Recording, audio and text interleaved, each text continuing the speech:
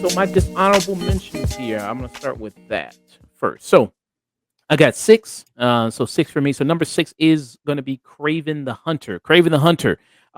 So this was supposedly, I thought, gonna be the last Sony Spider-Verse movie Mhm. there that they were gonna do. Apparently not. Apparently they are gonna do maybe potentially some more there. So there is hope there that this universe can continue and I can continue to laugh at it. So that's fantastic for film there.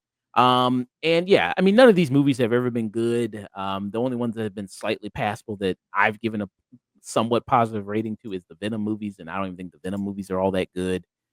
Again, it continues the trend of doing these Spider-Man movies without Spider-Man in it, and it has continued to be a failure because of that. And then turning these Spider-Man villains into anti-heroes. So it's like, okay, if you are going to do a Sinister Six movie, then why are you making these people all the anti-heroes? What's going to be the purpose to even fight Spider-Man to begin with in the first place? Um, That's a very good question. yeah, some only decent things. Russell Crowe, he's good as the asshole father in this. Aaron Taylor He's the Johnson, best part by far. he's the best part by far. Aaron Taylor Johnson, you can tell he put in a lot of work for this. I mean, Oh, not acting sure. wise, but just more physically. I mean, turning into Craven the Hunter, getting in physically shape, getting in good physical shape for this. He did a lot of that. But otherwise, everything is pretty much terrible. The writing is pretty much terrible, turning great actors into piss poor actors like Ana de Armas, who's having a very bad streak ever since West Side Story. Um, and then also people like Russell Crowe, we just praised him, but I mean, he tries to make what he can do out of that crap dialogue. Christopher Abbott, who's also in this, who plays more of a lower tier Marvel villain there, the Foreigner.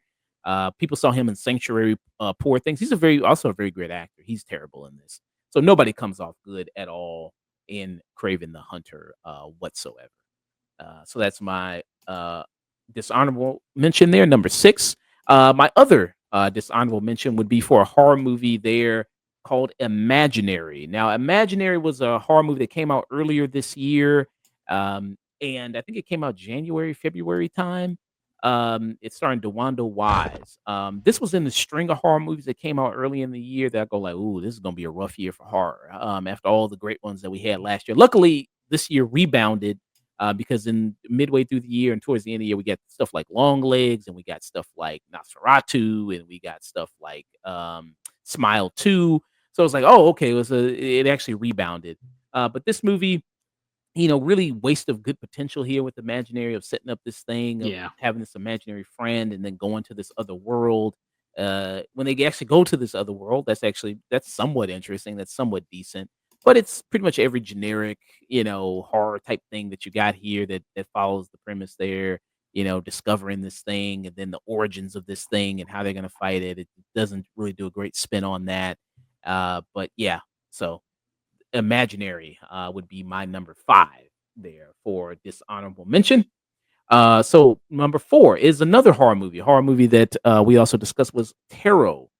Tarot, was the movie there with the tarot cards. A bunch of dumbass teenagers decide to play with some spirits, Mhm. and the spirits bite back. This was also another kind of terrible horror movie that came out earlier in the year. The only thing that I liked about this movie was just the effects. The monster effects are actually pretty good in this. They actually are the makeup, costume design with that. They actually look really good. That's about it to praise. The cast here is not that interesting. They don't really have a lot to work with here. And yeah, it's also kind of that also they get picked off one by one. Some of the kills are good. The girl from Mean Girls, she gets killed the worst. I like her kill the best. She gets fucked up pretty bad in it. So yeah, that was a good kill. So some of the kills are pretty decent, but they're much better. If you even wanted a kind of a crappy horror movie that has some fun kills in it, I think there are better options other than to watch this. I think the Tarot film there. It's just kind of overall, it's just really boring and not all that really interesting there, especially with the lore that they try to implement with the movie there. So that would be my number 4 for dishonorable mention. And then another kind of horror movie I have in my dishonorable mention would be Afraid. Afraid was a movie that probably not a lot of people saw. It's kind of one of these movies here with the AI. AI is big right now, and AI technology that's always been a thing in sci-fi. What if technology turned, on us and became evil? And especially now, since we have all this AI technology with like Alexa and Siri, and so there's tons of sci-fi concepts that are about that. Of like, what if, because we have them in our homes now, what if they just hated us or turned evil or did their jobs way too well or took it way too seriously? That's the concept you got here with something like Afraid, where there's an AI system that gets put into the home of John Cho, and I forgot this actress's name. I forgot her name, but she was an Alien. I forgot her name, but anyway, but yeah, the AI gets put into their home, turns evil, follows all the beats and everything like that you expect of kind of one of these movies. It starts off kind of cool at first. It's like, oh, hey, this thing is really helpful and useful, but then it just like it goes rogue. The only part of this movie I did like is the ending of it, where the ending was just like, okay, because basically the AI system wins. Like the AI systems is it goes like, well, you can't defeat me. I'm everywhere. I'm in the cloud. I'm God. You know what I mean? Like you can't touch me. And everything like that. So they kind of just submit to the AI. They don't even actually beat it. So I thought that was kind of good. But yeah, I mean, it's just kind of it's very basic, very predictable, not very exciting to watch. Very generic in the sense of these kind of evil AI type movies. But yeah, I mean, that's what you kind of got going on here. Really forgettable of a film in Hmm. Afraid there. So number two, I have Miller's Girl. So this one is a erotic thriller of a kind here. So this is starring Martin Freeman and Jenna Ortega.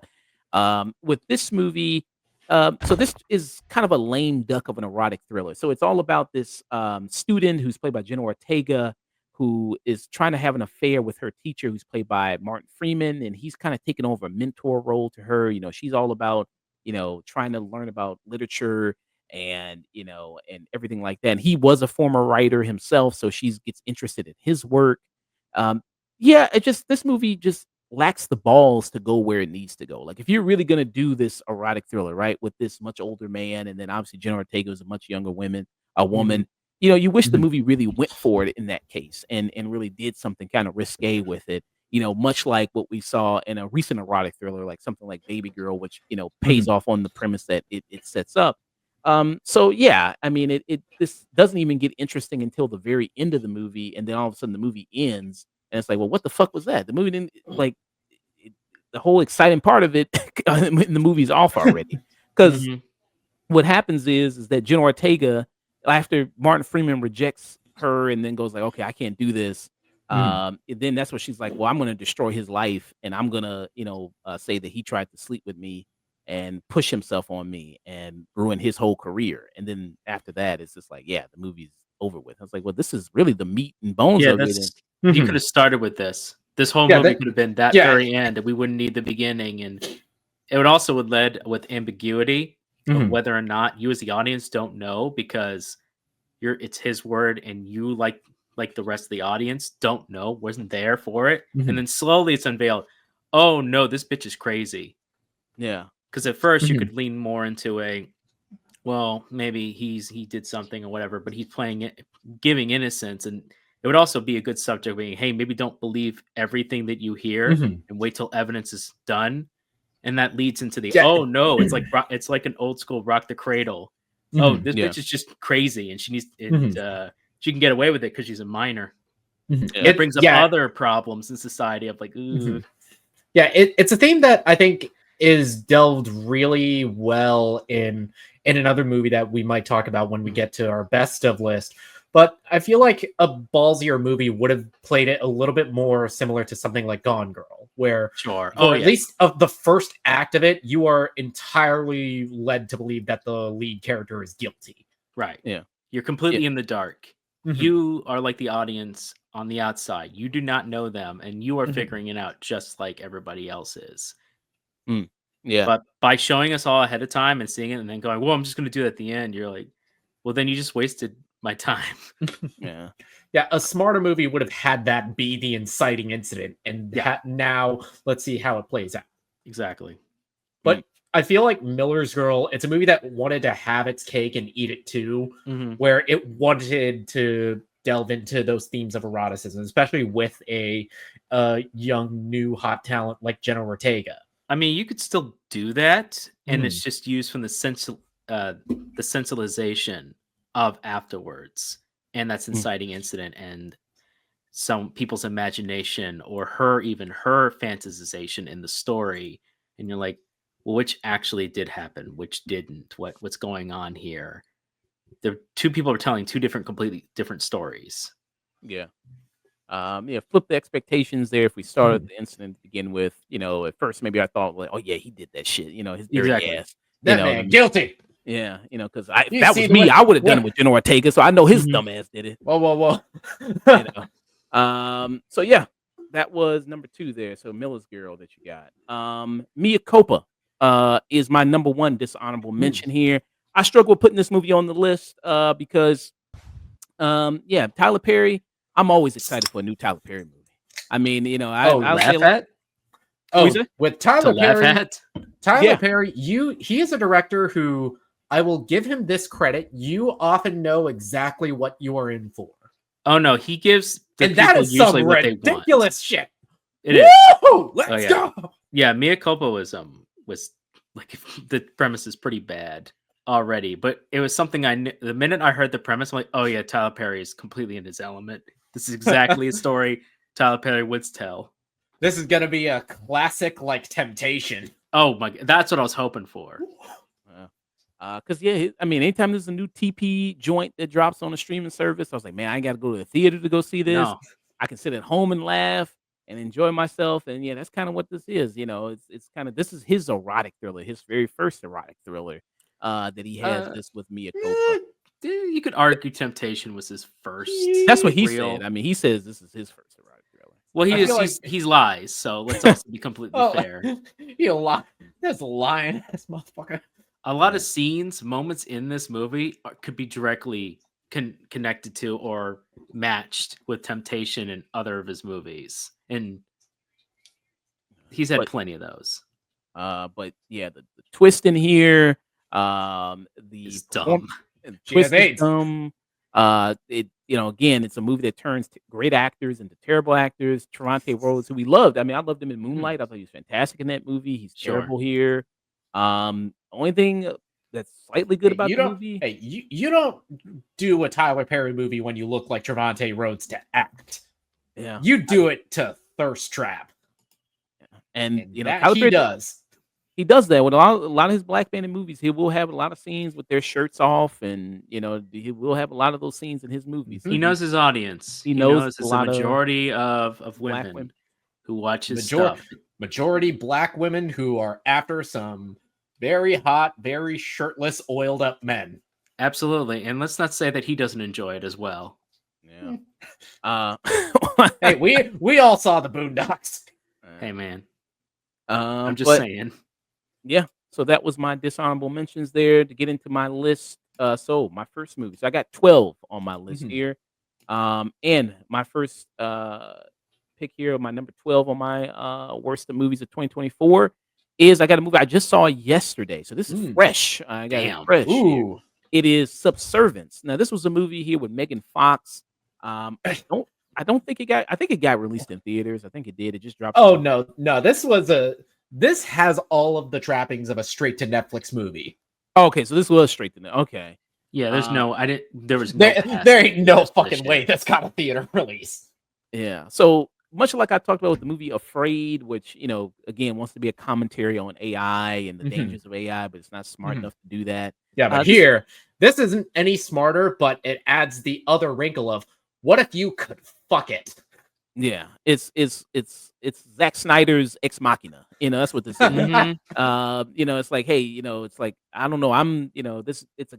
We live in a world here in Subservience where basically all these jobs by people, construction and doctors and surgeons and everything, it's basically a lot of it's been taken over by these Sims, as they call it, by these robots like Megan Fox, and you have this character his wife is in the hospital and he's like, she's kind of very, very sick. So he needs help raising his 2 children and he's got a baby and a little girl. So he's like, okay, well, I'll get one of these Sims and Mhm. it just so happens that it's a hot ass looking Megan Fox that looks like one of them. So I it's mean, like, why would okay, you would make a model that always looks good? yeah. I mean, so he's like, okay, well, maybe these ain't so bad. Maybe I'll bring Well, home well, one. If you want to yeah, customize it, it costs he's like, extra. hey, and even in the movie, he's like, hey, the kid picked it out. Yeah. I Uh-huh. mean, so Wink. hey, and then you think the one benefit of getting a robot was that hey, it's got no feelings, got no emotions, but She did. This man did the one thing that unlocked that achievement. yeah, he also Mhm. brings some emotions out of her, and then of course it follows all the beats of all these movies Mhm. about Yeah, AI that yeah. goes. This movie is basically the Skinamax version of Megan, except Mm, so much less clever than that. Megan at least was having fun with itself. Oh yeah, Megan was a movie that knew exactly what it was going for. It's a movie that played it up for camp. And it actually had some decently emotional moments. Oh yeah. Yeah. Yeah. No, this one's like in the middle between AI and Megan. Yeah. But this is like a Skinamax version of it. And the entire time I was just seeing this, I just can't keep thinking of Detroit Become Human.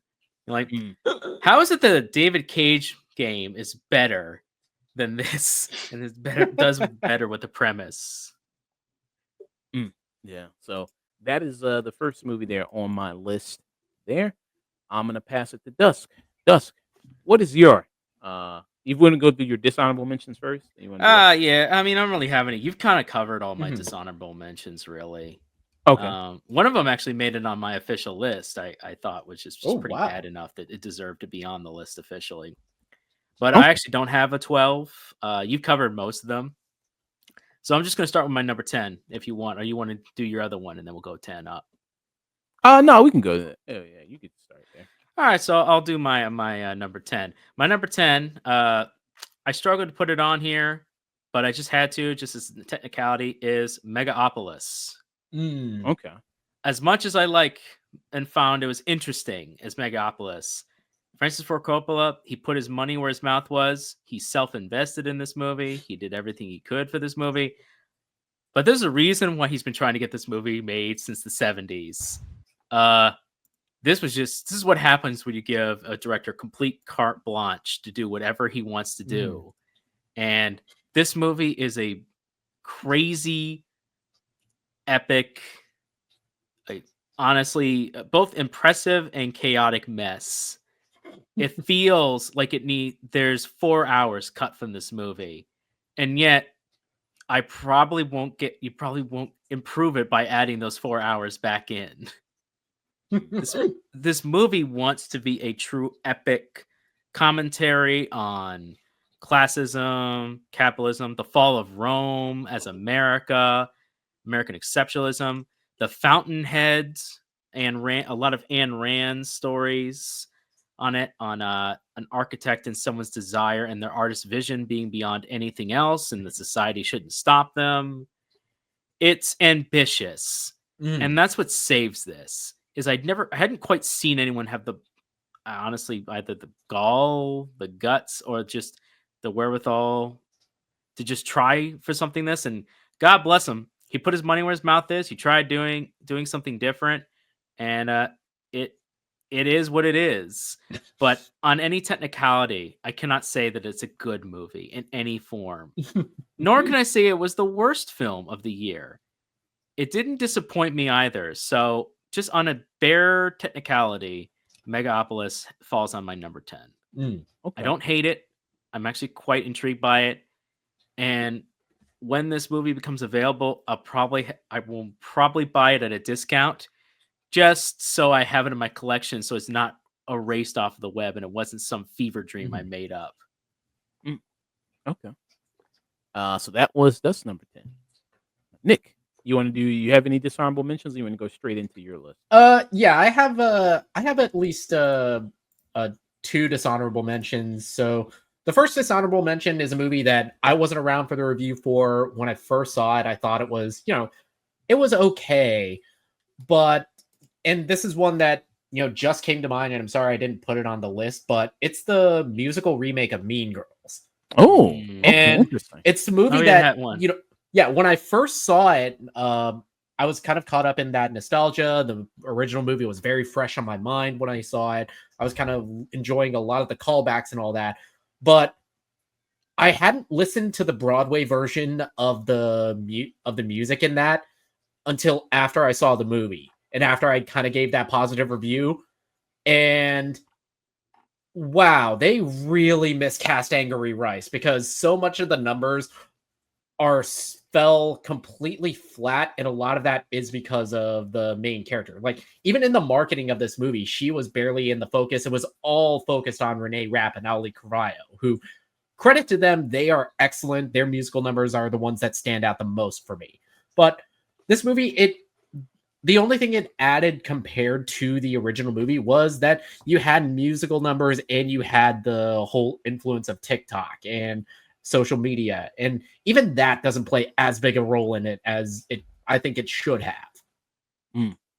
So Happy Rice needed to be in this movie. Okay. Yes, maybe that would. Yes, and yeah, instead of Angry Happy Rice or somebody who has a better vocal range, because the Stupid with Love number, that number was epic on the Broadway version. Okay. And Renee Rapp was the only one from the Broadway music to be in the movie? Yeah, she reprised her role as Regina George from the Broadway version to the movie. Okay. Yeah, she was the only person. Yeah, I mean, me and Dust reviewed it. I mean, and you were on for when we did the retro review. Me and Nick, I did. I was. We did the retro review of the 04 one. And yeah, I mean, watching the 04 one again, it was like, man, this is still a classic. It's still funny. Yeah, still really works. And, I think the biggest takeaway from the 2024 one was just like, well, it didn't really feel like it needed to be a musical. It just was like, okay, it doesn't really add much to the movie there. Yeah, it's a movie that it's wants so bad to go big with its musical numbers, but it's so constrained by its budget that they really didn't have a choice. I kind of had the same problem I did with Dear Evan Hansen. Okay. So what's your other dishonorable mention there? All right, the other dishonorable mention is a movie that is damn near the bane of my existence. It's a movie I am so glad flopped, and I hope it puts an end to Chris Pratt's career as a voice actor, and that is the Garfield movie. Oof. Garfield. Yes, I did not see this one. Yeah. That was the one that you that's the one you freaking skipped, you son of a bitch. That was the one. Yeah, that one in Despicable Me, I didn't get a chance to see. Yeah. You motherfucker. Why you hate Garfield though? It's cute. Look, little cute Garfield. That's the best part of the movie. It's 5 seconds. This 5-minute segment is the absolute best part of the movie, and it feels like the only time this movie really understood what the Garfield books were. It is just the adventures of this cat, and just the absolute absurdity you can have with this cat's gluttony. But this movie, it stretches what should be a very simple thing into an hour and a half of just nonsense, pop culture references, and a plot that I looked up the freaking Wikipedia article for the plot, and I could feel my IQ dropping as I was reading every word. And isn't this movie with Snoop Dogg? Isn't the dog? He's a cat, right? No, yeah, I think Snoop Dogg's a cat. When you look at the voice cast, He's the lead. I think he's the lead one who wants to kill Garfield's dad because he owes him money. Yeah, and when you look at the voice cast in here, it's kind of insane because Nicholas Hoult plays John in this. Yeah, and when you listen to it, you don't hear it at all. It's like, wait, why did you get this guy? Oh, maybe he was free. Maybe he has some. Yeah, he's free. Had some time off. Maybe he's doing it in between Nosferatu. He had to get out of that headspace for Nosferatu. Man, he's like, I'm getting. All right, if he did, good for him. Good for him that the check cleared. But yeah, this is a movie that my partner was dying to see it. She was so excited. I just spent my entire time just my arms crossed, mad as fuck that I was there. So that's your number one dishonorable mention. So get into your list. What you got? All right, getting to my list, number 10 is Madam Web, the movie that killed the Sonyverse.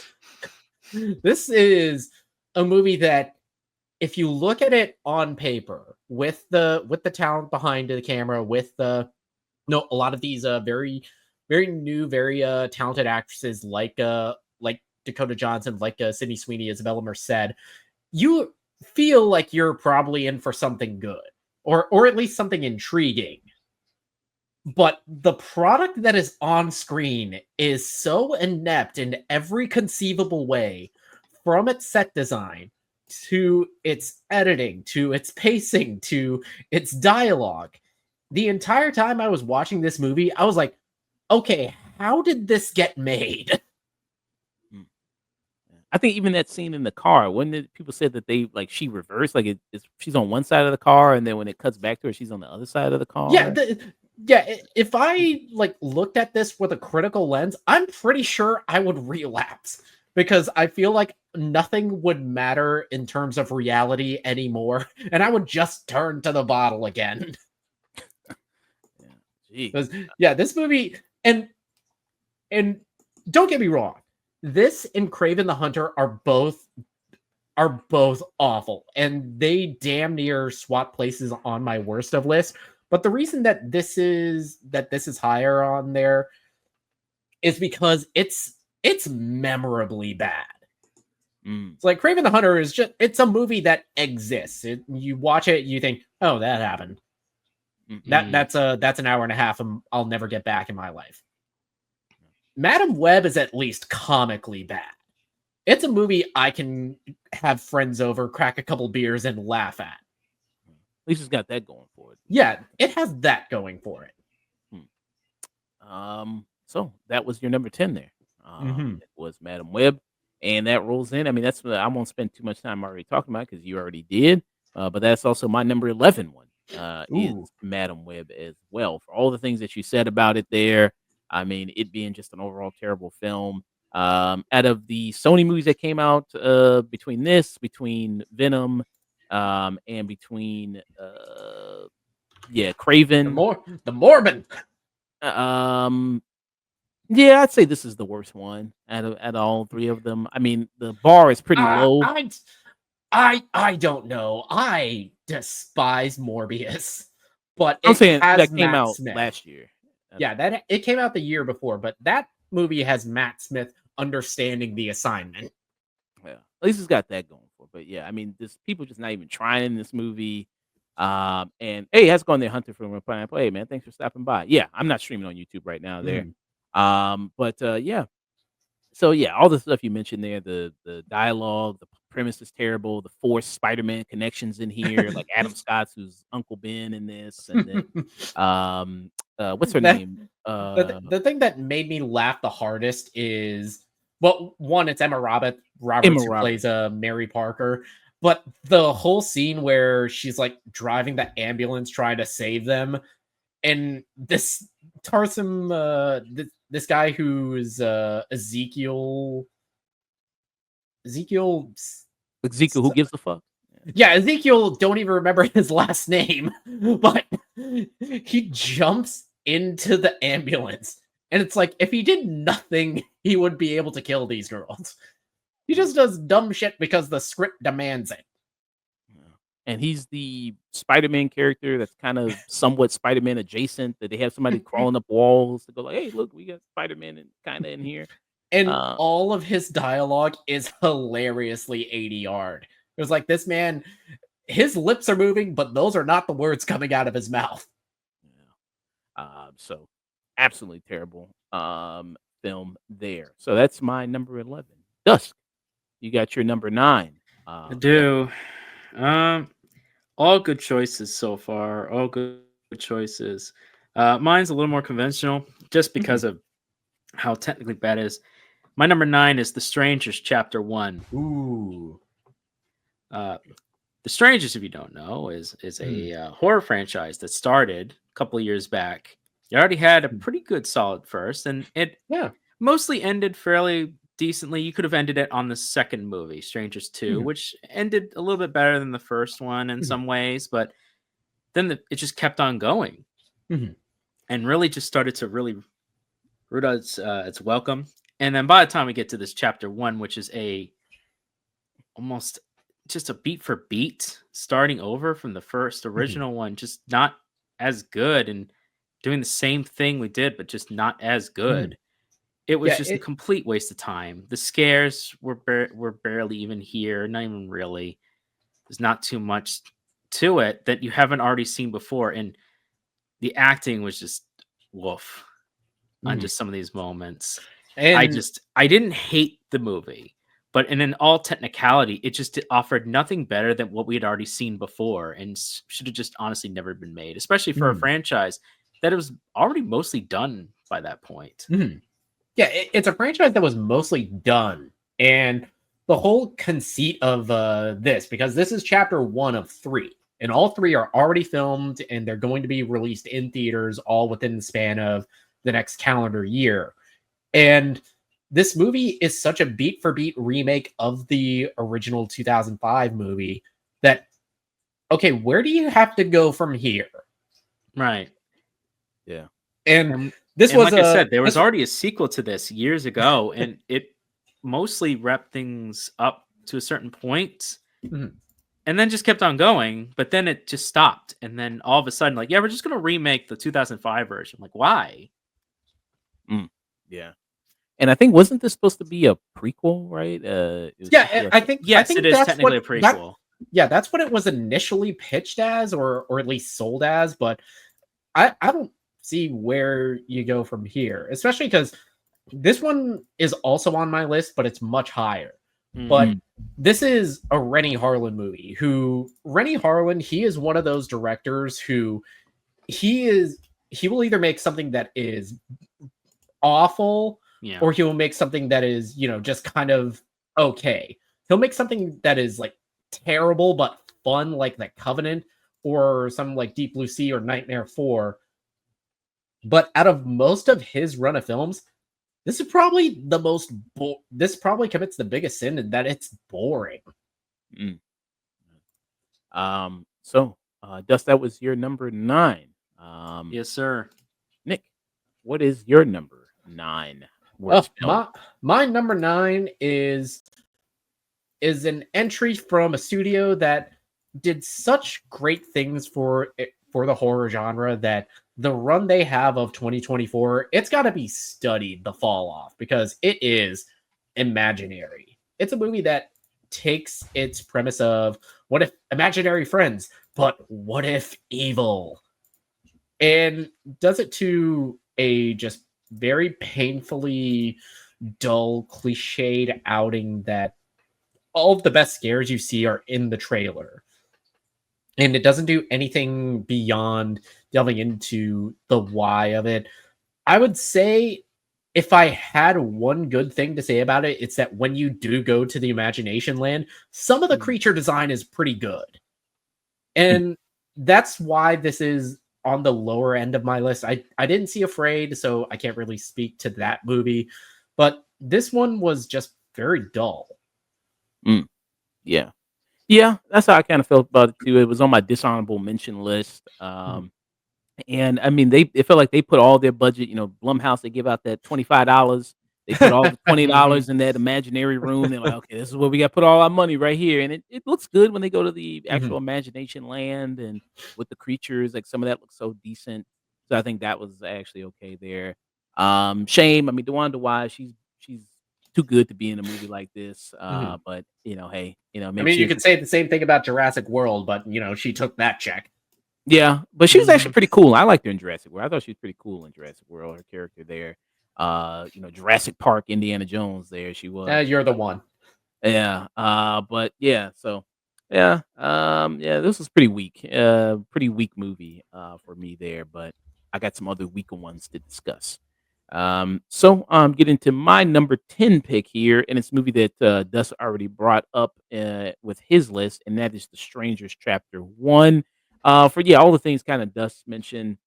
Yeah, just kind of was like those horror movies that came out earlier in the year, like with Night Swim and Imaginary, Mhm. that were just pretty weak and pretty boring and pretty generic. Nothing really going on special to them. And then here's the same thing going on with this Mhm. film. I've never been a huge fan of the Strangers films myself. Mhm. They never really that much appealed to me. Yeah. The whole thing about the killers coming and then stalking the people in the homes. That can be kind of creepy, It kind of was more eerie. the premise that was interesting more than anything else, especially in the very first one in 2008. Yeah, Especially how the first one ended as well, with Liv which Tyler. led into a 10-year later sequel, which, at least to give it credit, did something somewhat different, but ended on a more traditional sense than the first one. Yeah. And with each of these Strangers movies, it feels like the people get dumber and dumber, and then Oh, you got yeah. these dumb Mhm. people in this one. And just the fact that these people are Yeah, able to yeah, and that's something that I kind of try to avoid when criticizing horror movies is like, yeah, characters making dumb decisions. Eh, When you are faced with danger, brain doesn't like to think. You don't like to. The human brain doesn't really process, stress like that. You don't do things you normally would. They ain't no fucking excuse in this movie. uh, and yeah, the fact that these people were able to sneak up on them. I mean, like that scene you saw in the trailer, It's that like big old her in the shower. It's like you can feel the exasperation of this baghead guy. You're just like, dude, these motherfuckers are making it too easy. yeah. Yeah, so that's is my number 10 there. And bounce it back to Dust. Dust is gonna give his number 8 there. So Dusk, what is your eighth film? Mine is a movie we've already talked about. My number 8 is Madam Web. Mm, Mm, mm, yeah. What can be said damn. about Madam What? Web that hasn't already been said? Damn. Why do we all hate women so much? Um, Ridiculous. I don't hate women, but if I do, I hate stupid women. Uh, oh my god. Why, Nick? Why would they leave? No, but seriously, this movie is already had a troubled history right from the Mhm. beginning. They originally were going to have it in the Andrew Garfield universe, but then they accidentally put the time period too late in it for Andrew Garfield to fit into this pathos. And so, I'm sorry, it was actually going to be the Tobey Maguire one, and then they went too far, and then it's like, oh, I guess we'll do Andrew Garfield, I guess. And then it just from that just started everything. It went on for different budgets, different scripts, and it has absolutely nothing to do with any Spider Form, despite them trying everything they can to have people in there, like Uncle Ben, referencing Aunt May, as like a, and it's just amazing the amount of lack of ingenuity and effort that went into this movie, and yet, despite all that and all the problems with this movie, it is 2024's one of its best unintentional comedies of the year, hands down. I would It gets on Blu-ray when I get the chance to pick it up. I'm picking it up. This is going to be a movie I bring to other people, and it's going under my list of bad B movies because that's what this movie is. Mhm. It's absolutely a B grade, Z grade movie, just with the budget of a movie they thought it was going to be a Marvel movie. And you know what? The reason it's so low on my list, despite it being technically bad, so many editing errors, so many writing plot holes, so many wild character inconsistencies. I had a lot of fun with it, and my favorite part is just, hey, Sydney Sweeney got a spotlight because of this movie, and Mhm. among other things. If nothing else, is nothing else, we got more. We're going to see more Sydney Sweeney, and everyone involved seems to be taking the piss out of this movie and having a good time, and Dakota fan and just everything related to it. So I can't hold it too bad for them. They knew it was a shit deal once they were involved, and instead of fighting the audience, they went, "Let's just ride the wave." Mhm. Yeah, everybody in this movie kind of feels like they got conned. It's like, oh, a Marvel movie. Yeah, I'll sign up. It was like, okay, be at the Sony lot on Monday. Wait a minute, why? Uh, so that was your number 8 there. That's my number 8. Nick, give us your number 8. My number 8. It is the latest entry in bad video game adaptations, and that's Borderlands. It's like this is a movie. This has been in development hell for so long. It's gone through so many iterations. I think At almost one 8 point, to 12 years at this point. yeah, 8 to 12 years in development. I think at one point Craig Mazin was attached to write this, and he said, "Yeah, take my name, keep my name out your mouth." And boy, did he. Oh, he dodged a fat bullet with this movie because it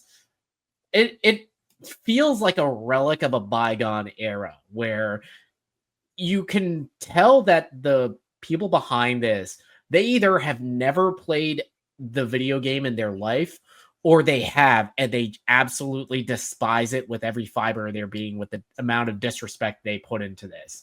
The cast in this, I want to like Kevin Hart. He is a phenomenal stand-up comedian, but sir, an action star you are not. You don't get to spend like the first decade of your acting career making nothing but jokes about how tiny you are and then try to convince us you're an action hero.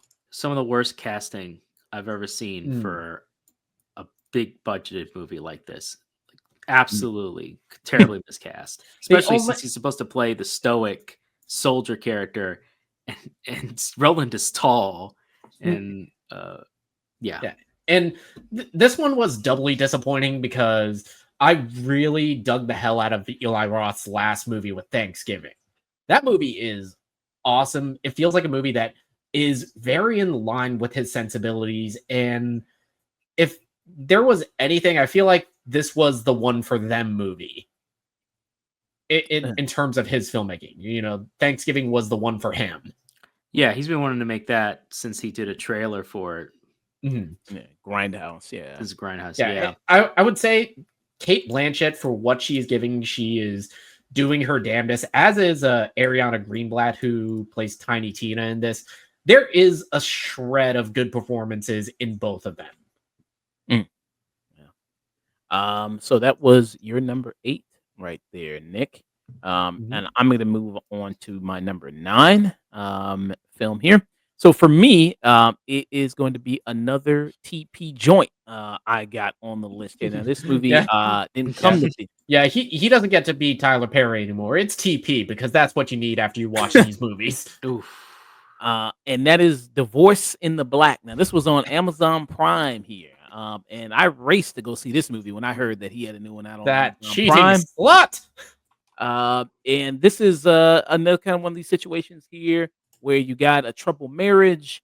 You got Megan Good in this, who I don't know. I mean, maybe it's mirroring real life with her with Jonathan Majors, but hey, she's in a troubled relationship. She gets a divorce there, and it's about this no good husband of hers, and drama and messiness ensues. Yeah, I mean, of course, like much with Tyler Perry stuff there. I mean, the parodies that came from this, the skits, the jokes were also really fantastic of this. That was really great. The corniness, clichédness of all his movies also comes into play here of what he does there with his projects. Every trope, every cliche you can possibly name is a factor in this. It's amazing to watch a director get worse with every movie he makes. He has regressed. I mean, these movies look cheaper than what Diary of a Mad Black Woman, which came out in the early 2000s. This actually looks cheaper than that there. So and he's got another movie on Netflix called 6888. He just keeps pumping these out. Yeah, which is a war film. I'm maybe gonna watch that and maybe review it. Please, by all means, give us the more of TP. But yeah, I mean, this is just, I mean, like I said, his movies, they may be terrible, but they're never boring. I never have a bad time watching a Tyler Perry movie, just how crazy it gets. Just the people he picks to be the villains of his movies. Like, look at he just harasses this old woman in a grocery store. Like that's crazy. And it's the grocery store where apparently there's only like 2 people in it, like them 2, and then actually 3 people, 1 worker. So you know how much extras cost? It's the world's most emptiest grocery store. Hey, you know what? I'll say this: he keeps giving Megan Good a paycheck, so there's at least something there. And Hunter said, "Wow, Josh actually Chris and Tyler Perry is there in the clips. Did Josh accidentally swipe right on a black woman on Tinder?" He said there. And Hunter from Real Pine said, "If you want to review the war movie, I'll go on that journey with you." I asked Hunter from Pineapple if he wanted to join me for a review of 688 there. He said he didn't support black cinema, so I don't know if he was going to do that. But yeah, I mean, I guess that's why he hasn't seen Mufasa yet either. yeah. Mhm. So he doesn't support it. But yeah, so that was my number 9 pick. Dust, you're gonna give us your number 7 pick. Oh boy. All right, so we're starting to get to the Yes, bottom ma'am. of the bottom tier, or at least the upper echelon. We've already talked about this. You mentioned this, your dishonorable mentions, but this is Tarot. Ooh. Tarot is such an interesting premise. There's always something interesting about tarot cards, the occult, as above, so below, all these the magician, all these different characters in the tarot cards have a rich and very interesting history in the occult. There's tons of horror movies that could be made from this concept Oh yeah, alone. oh yeah, it was like the very idea of horror film around tarot cards. It feels like a no-brainer. Exactly. It just feels like a complete no-brainer. There's so much you could do. Yeah, it's like, you could you do know- creature designs. You can do occult weird crap. Really, how you're the sky's the limit. Really, with what you can do, even on a minimum budget. But Mhm. the best thing I can say about this movie was the artist who designed the tarot cards. They are the only one that gets to get out of this with any form, and the people who do some of the makeup. They're really carrying this. Because other than that, this movie is complete waste of the good premise. Absolutely complete waste of this premise. And it's such a shame. I wanted this to at least have something to do, or at least be decently good, but it just wastes its opportunities. And really, it's just really lame. Yeah. Yeah, that's the thing about it. Like some of these, like Imaginary, Night Swim, Strangers. It's just kind of lame. It's kind of Mhm. lame, generic, boring, dull. I mean, At every least sense in the of 70s and 80s, you could have a budget similar to this, but they got puppeteers in here. They Mhm. would get makeup artists. They would go for it, even on a super low budget. They go for it. Yeah, filmmakers in the 70s, they had balls. At least with, even with a minimal budget, with with basically nothing. Yeah. And if you could somehow talk and get the budget for a Jim Henson production to come in to do a couple of things, he'd say yes to it. He'd be like, "Sure, we'll make a great scary puppet for you. That'll be something different." So Tarot for Dusk is number 7. Yeah. Nick, what is your number 7? Ooh, number 7 was part 2 of Fuck Them Kids, and that is Despicable Me 4. Yeah, which you again, Josh, conveniently missed out on, you son of a bitch. I was there with you with this one. We also I- had Hunter from The Real Pineapple. The Despicable Me movies their fall off is a thing that I think should be studied in film schools, because the first 2 movies are legitimately great and really lean into that kind of very fun, very almost like new update to the Three Stooges shenanigans with the Minions, but also balancing the kind of warm, heartfelt family story with Gru and his family. The first one legitimately surprised everyone and created a dynasty that we see here now as today. It's like, I imagine the director of the first movie is kind of looking at the first one like Oppenheimer at the bottom. like, oh my god, what have I unleashed? And these are wildly successful. This one was also wildly successful. Unfortunately, which is I consider child abuse. Them minions make money no matter what, which is shocking to say because of how much I actually liked Minions: Rise of Gru. And this one made $969 million. Stop talking. Wow. Just stop. That's great. That's wild. Please stop. Geez. So definitely getting a Despicable Me 5. So that's definitely happening. Oh, they'll get a 5, a 6, a 7. They'll keep pumping these out 7 until they stop making money. That literally is what they'll keep doing. And then Hunter said, "Oh God, such a piece of shit. Illumination should be called Barely Dim because they have no ideas for these anymore." Oh my god. The Yeah. sad part is Illumination bought out DreamWorks, so they technically own DreamWorks. Oh fuck! They have a despicable number of sequels. Sage right in from Oh yeah, Cheers. they'll keep going. They'll keep going. They'll keep doing this until Steve Carell literally cannot do the voice anymore. And even then, they'll just use AI and get it. It's gonna be like The Just put Simpsons. it They're in just gonna anyways. keep But just going as long as the people die. Oh yeah, they'll keep going. When Steve Carell dies, they'll just use keep his going AI after. voice. They'll find somebody new. They'll say he has a voice box thing, and it replicates his voice as best it can. They'll do whatever it takes. But I can't. Yeah, apparently Illumination is like one of the few animation studios that is like known for its good treatment of its artists. So I guess there's that. Good for them. Still making some bullshit though. I guess you're saying abuse is necessary. Or else Yes, beat those artists. Start cracking the whip. Oh my god. So that was. You got my storyboards there. So yeah. So Nick with the number 7 for Despicable Me 4 there. And I'm gonna be giving my number 8 pick right here. So my number 8 worst movie of 2024 is Hot Topic Crow here. So Hot Topic here. No, do not disperse the name Hot Topic. Do not besmirch the name of the original Crow. No.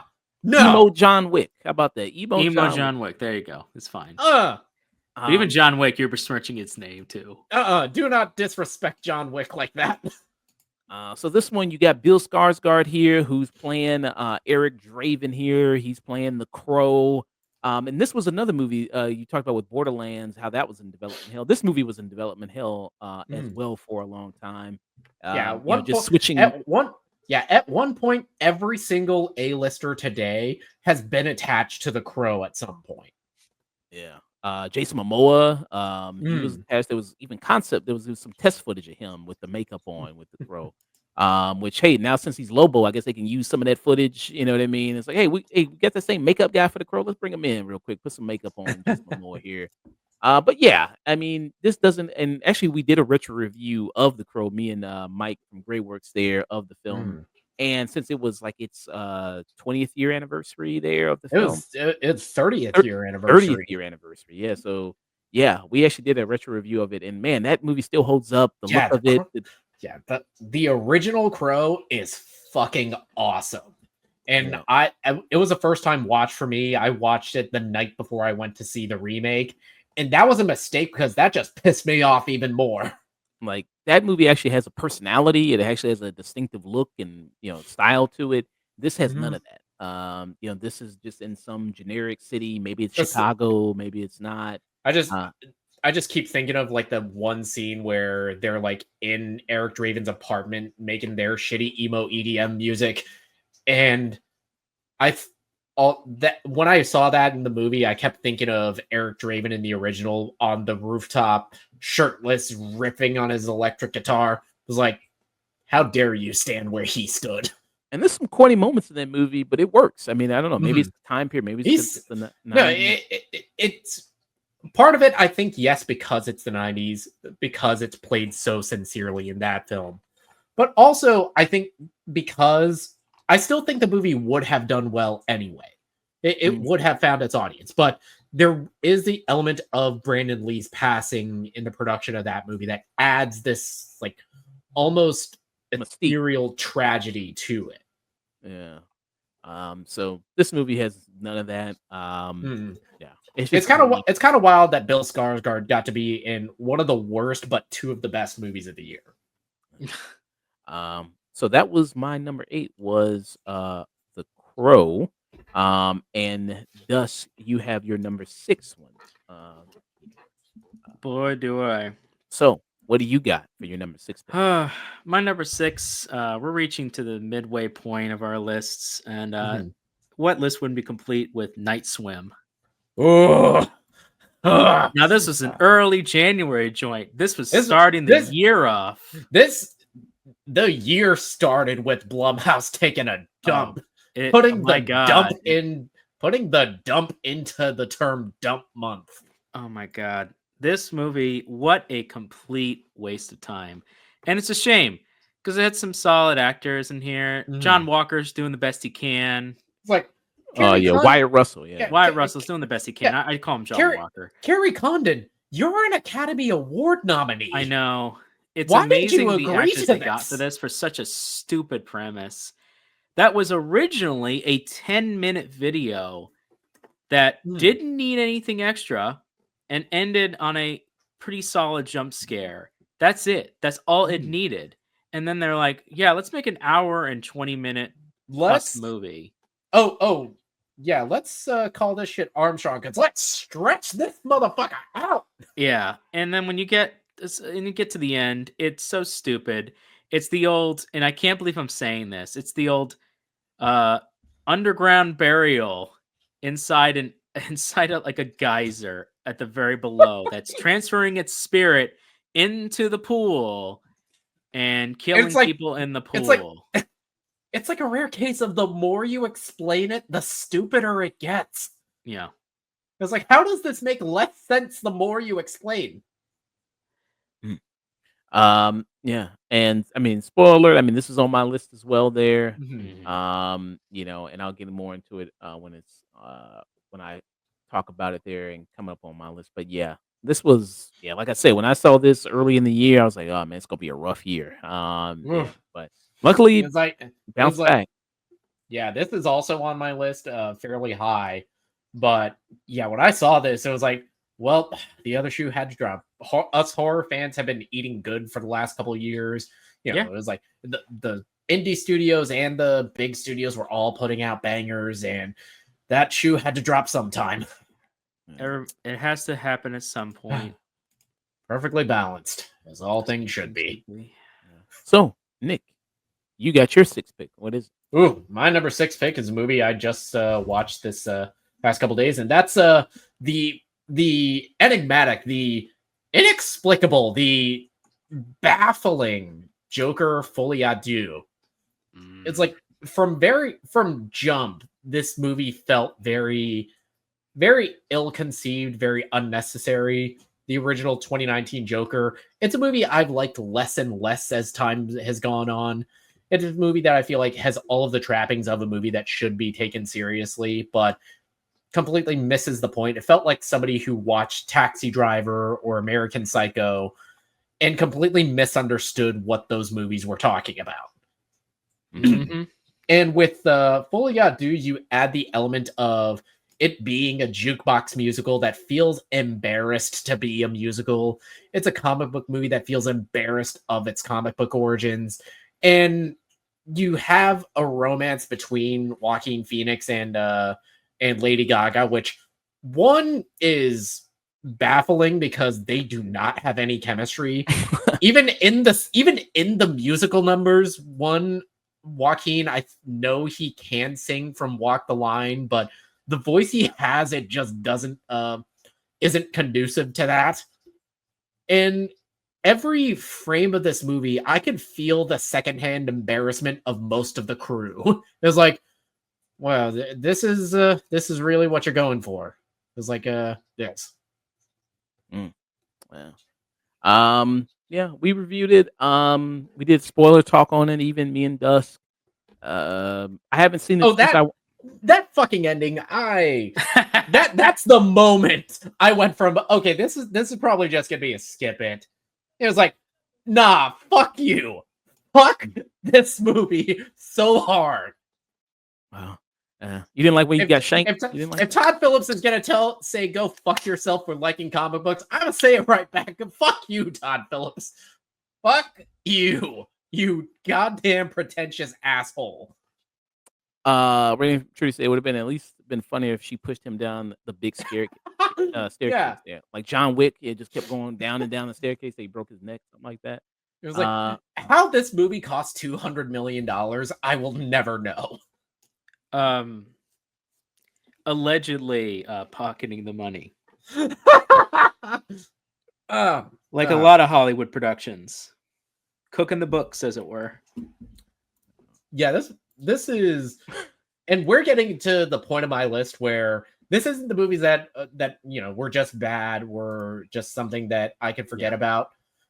Nah, we're at the point where we got beef, motherfucker.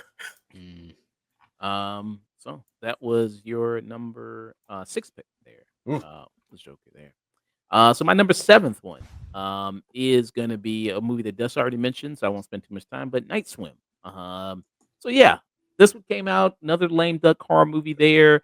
Like Dust mentioned, it was based on a short there, and I don't know, maybe they were thinking maybe we'll have another like Lights Out situation because that movie was also based on a short there, and it became a feature film. And based on a short, a well-received feature film, launched the career of David F. Sandberg. Maybe we got something here with the same guy who directed the short. He directed the film.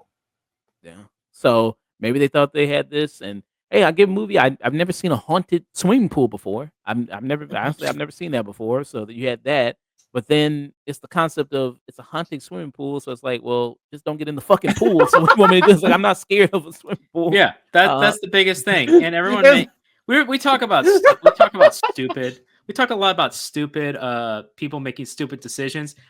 Get out of the pool. Yeah. Get out of the pool. Drain the water. Then it can't do anything.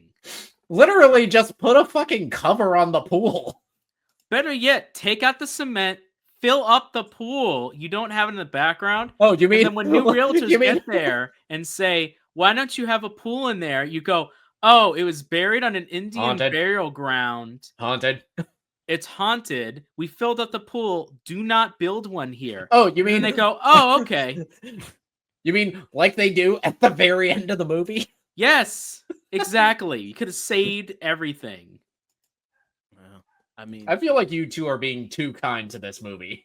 I mean, it's number 7. It's number 7 on my list. Come on, man. It's number 6. Yeah, number 6 on him.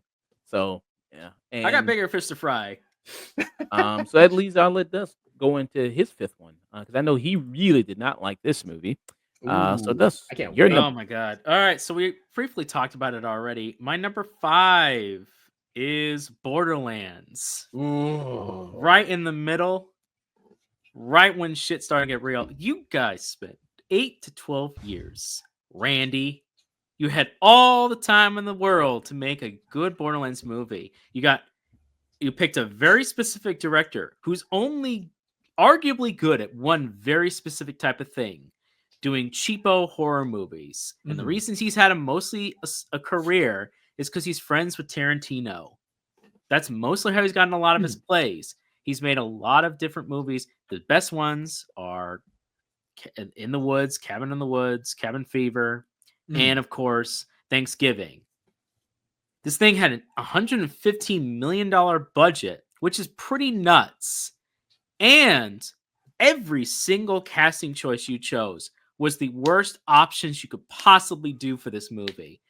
I mean, Cate Blanchett for a character who's supposed to be 23, 25 in the actual canon. Lilith, who's supposed to be a fiery seductress. Roland, who's supposed to be a 6'5" badass black dude. He's supposed to be like the main soldier guy who goes off, who diverts away from the military corporation to do his own thing. You have Craig, but you don't do anything with him.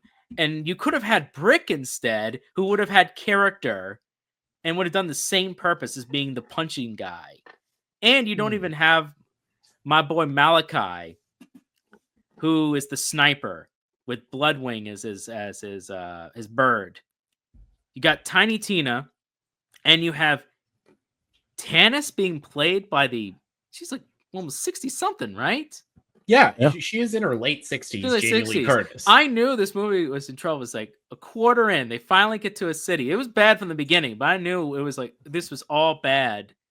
Right when you see Tannis and you see cleavage right then and there. Like, don't get me wrong. Jamie Lee Curtis, she's aged extremely well. But it right then and there from just the designs and everything. No, this needed a different cast. This needed a different director. This needed a way better script. This thing had been rewrite hell for so long that somebody took their name. They put Alan Smithy a pseudonym that is used for people who don't want their names on projects. Yeah, Borderlands feels like all of Hollywood looked at, stuff like The Last of Us, Arcane, Guardians of the Galaxy, stuff like, good video game adaptations, and said, what, we need to remind them where they came from. Yeah. Um, And the sad thing about it is, this movie, it's too little, too late. Mhm. This movie should have come out a long time ago. This movie should have come out at least 8 years ago to Mhm. ride the high of Borderlands 2. Mhm. And if you're gonna do a story about Borderlands, get the guys who wrote Tales from the Borderlands back. Get those guys. Get them to hire and write a script for the very first one. Do this shit right from the very beginning, and you could have had a really good premise, and that leading into sequels and doing Well, other things. You just have to nail one coulda- good movie. Well, coulda, woulda, shoulda. Borderlands. Yeah. I'm surprised it's not at least you're number 2 and number 1. I'm surprised. about Damn. that. Damn, I felt the venom in that. It was like, Yeah. damn.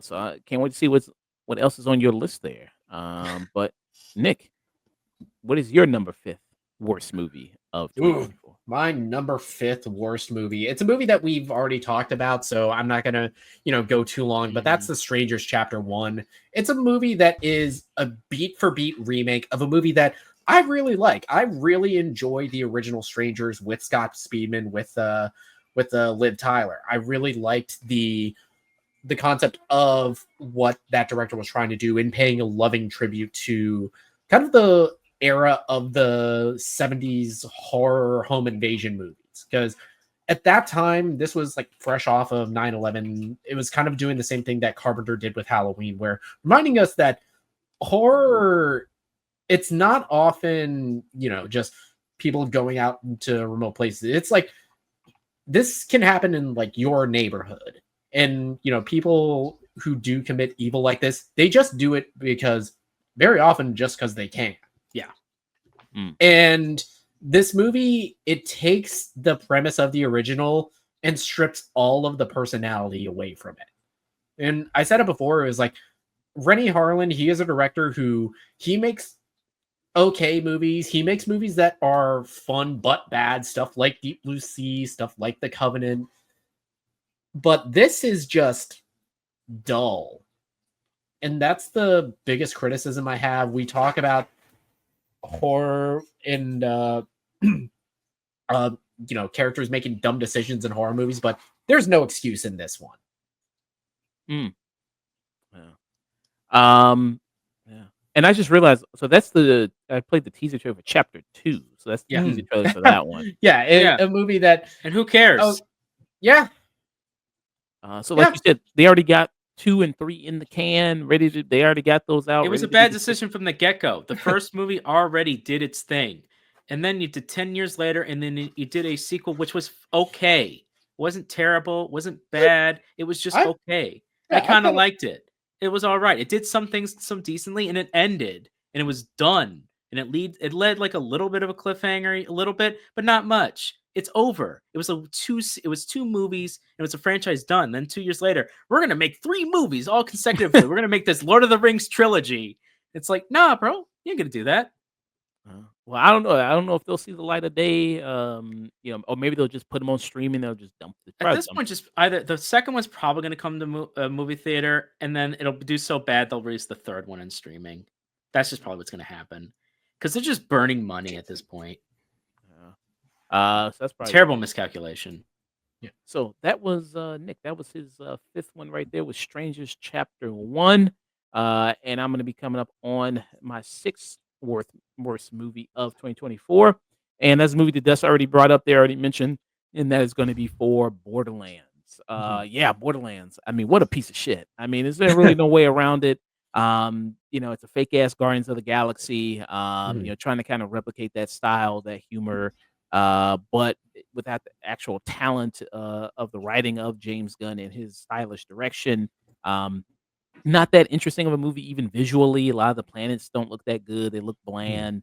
You got a lot of great actors here, but I don't think any of them fit the roles that they're supposed to do. At least from like Dust mentioned, people who are big fans of the game. There, I don't think they fit particularly well. The humor feels, like it skews way younger than what the actual film Mhm. is presenting itself as. Um, yeah, this was just nothing really good about this movie, really, any sense there.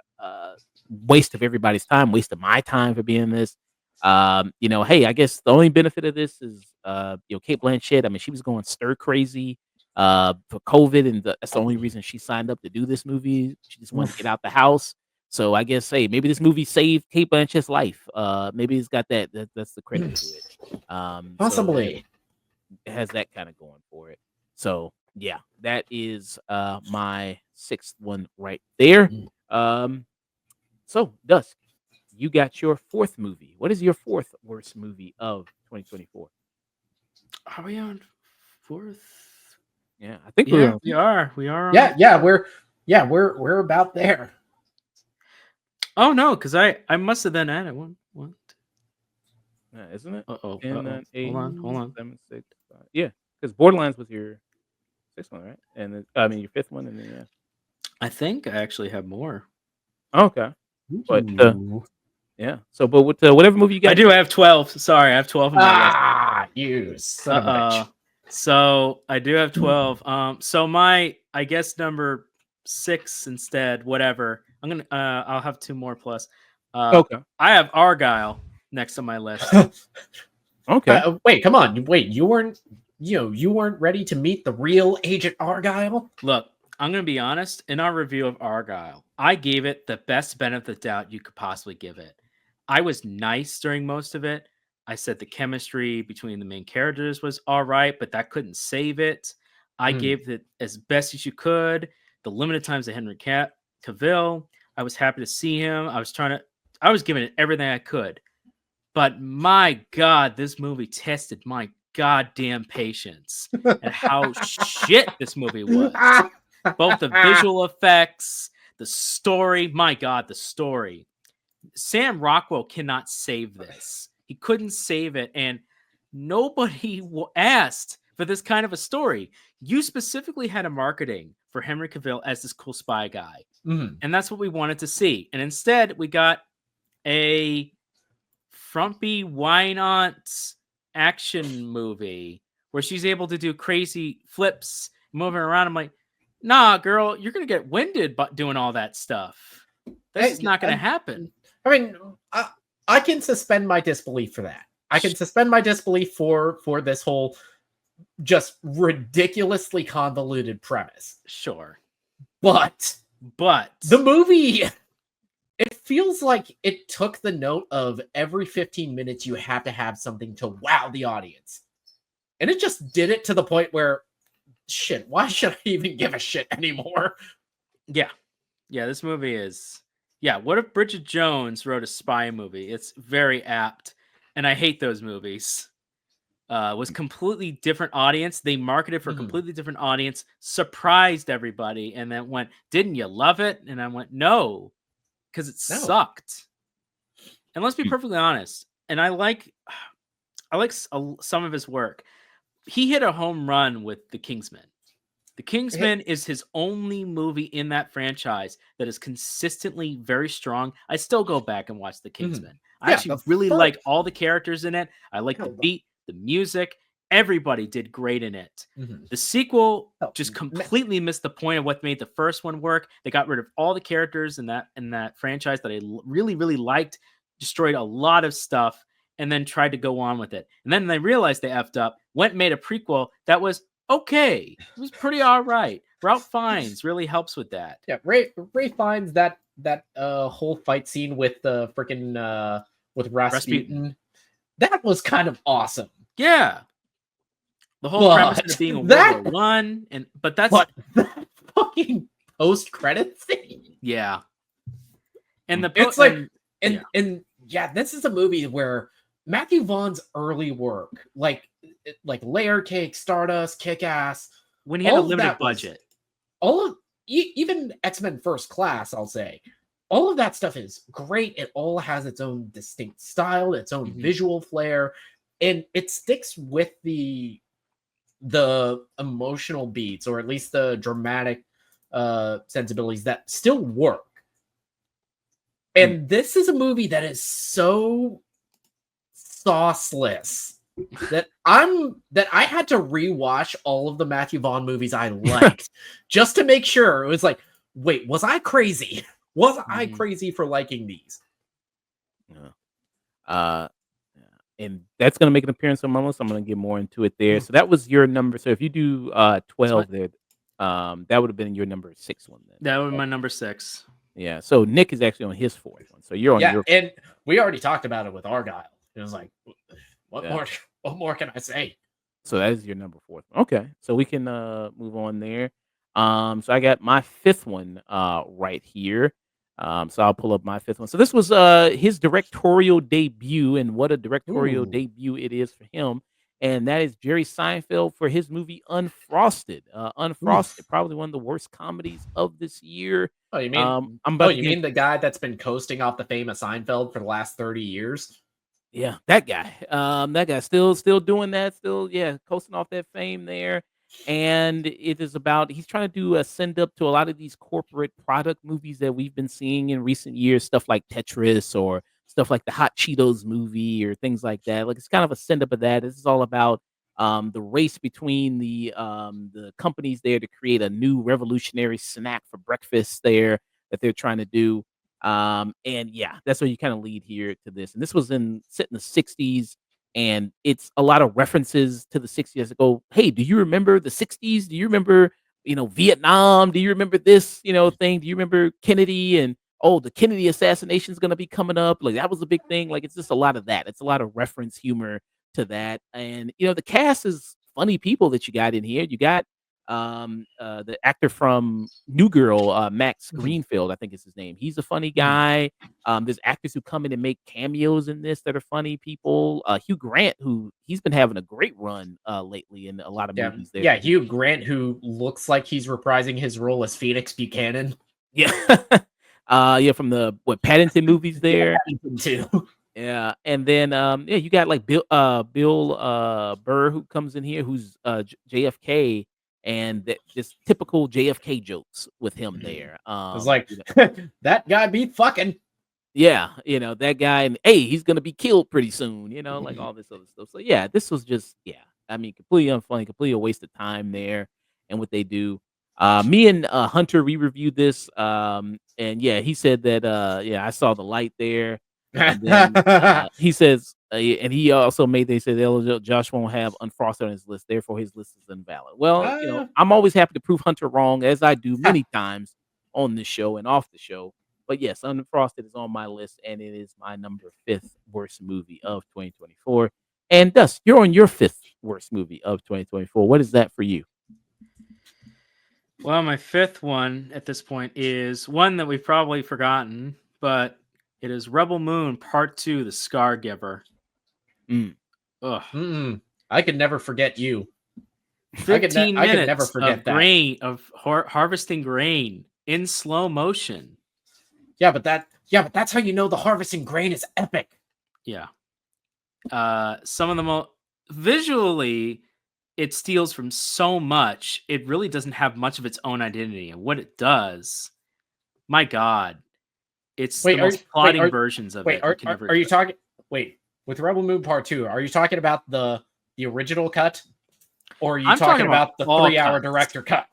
Look, the best part of the extended cut was a sexy robot that stepped out of the saloon, looked to the left, and then walked away. And that was like, oh, so that was in the trailer. We're gonna get an extended care. Oh, she's gone. Oh, well, all right then. Yeah, man, this movie was just god awful. Every time someone would say Zack Snyder can't do this, he's not very good at writing stories and not doing it, someone directed for him, but he's a good visual director. You're like, okay, yeah, of course, fine, I'll grant you. And then I saw as a good, decent cinematographer, okay. And then he did Army of Dead, and then I went, somebody needs to take his for that. Yeah, then a cinematography needs to take that away from him, because goddamn, this guy can't do cinematography anymore. Needs to take away his 1983 Fujima whatever camera that he picked up that the lens is broken because it actually doesn't work. Because when I'm watching a movie, I want to see what I'm goddamn seeing. Because when I'm seeing this, I should not see blur on the outer image of the goddamn thing. This is cinematography 101. This is not hard. I can pick up a GoPro right now and do more than he did with his stupid ass cameras from 1980 something. You want to be a pretentious filmmaker? Do it on your own time. Don't spend people's money, time, and effort to make your stupid fan fiction where you combine Warhammer 40K, Star Wars, Dune, and a bunch of other stuff that just doesn't make any sense within the own lore of what you set up. This was honestly one of the most difficult viewing experiences I had because it felt like I was just being punched in the face every time. Agonizingly slow. I could see the fist coming to me, but it was coming very slow, and then it finally happened. You can't. I don't want to hear from Zack Snyder fans anymore. The years that I've spent saying this guy doesn't know how to do stories. He may be a semi-decent cinematographer, but he has to have somebody with him to get his ideas. And they're like, no. Zack Snyder's vision is perfect. Zack Snyder's DC iterations were perfect. He just didn't get time to cook. He had 3 to 4 movies to get his shit correct. Other directors get one chance. This guy then made a director's cut, and then he made 2 director's cut off of this goddamn movie. He spent millions and billions of dollars. Well, maybe it'll be better if you see the director's cut. Wow. You guys see the director's Oh yeah, no, I did see it on my own time. You mean the director's cut of the movie? He had the deal with Netflix. He had final cut on all of his movies that he makes for them. Why the fuck do you need a 3-hour director's cut? Sucker Punch. I called it out early. When I heard about Sucker Punch and I saw it, that was to me confirmed everything I thought I knew about Zack Snyder, and nobody listened. And then when we were talking about DC, it's like all these people's you can have a passion and a like for something. That's fine. Mm-hmm. But this guy has completely shown he may be a nice guy in real life. And honestly, he does seem like a genuine, pretty cool dude, a decent person on it. But this guy is the kind of nerd that when somebody tells him to do something, or like, hey, so like Superman doesn't usually kill characters and you have to respect stuff. Batman is like the 2 rules of Batman is like can't use guns, can't kill. And he goes, so what's the first thing I'm going to try and do? I'm like, oh, so you're going to be the counterculture asshole and spend $200+ million to make your fan fiction happen. Got it. Okay, so Rebel Moon Part 2 is also next on my list. It's my number 3 worst of, but I just have to. Yeah. Bravo. That was beautiful. Thank you. I wish I had your way with words because you echoed everything that I would have said about Zack Snyder in this in Rebel Moon Part 2, because I forgot everything about the original movie because it was just such a painful watch in December of 2022. Oh, 23, excuse me. And I was like I could feel I like your metaphor of, feeling like seeing the punch come to your face. I have been punched in the face. Mm-hmm. I would rather get punched in the face again than rewatch Rebel Moon Part 2. I have also been punched in the face. And I would welcome that. At least it's faster. Yeah, that pain is instant. This is not 3 hours of torture. And so that's your number 3 pick, and that's actually my next pick as well for my list. Ooh, damn.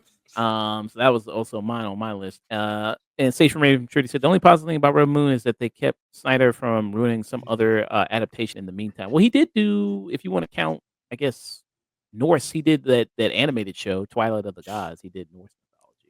I mean, okay, but how much of that was strictly him? Yeah, I guess that's true. I mean, he was just a producer on it. And there's your answer. Yeah. And help. Yeah. So that was Nick. That was his third one right there. Rebel Moon Part Two, and for me, Rebel Moon Part Two, was my third one. Actually, my fourth one was Argyle. Argyle was my fourth one, and then my third one was Rebel Moon. But Argyle, Man. yeah. But real quick with Argyle, I mean, yeah, just for all the same things that Nick mentioned there when he talked about it, and Dust mentioned. Yeah, I mean, pretty terrible movie. It's like I mean, you can have like one twist. You can have Yeah. like two twists in your movie. You can have three. You can't have them all back to back to back. This is the Lord of the Rings, Return of the King, back to back of twists. It- M. Night it felt- Shyamalan's. It felt like I was watching somebody try to do the Dear Sister video from SNL, but try to play it straight.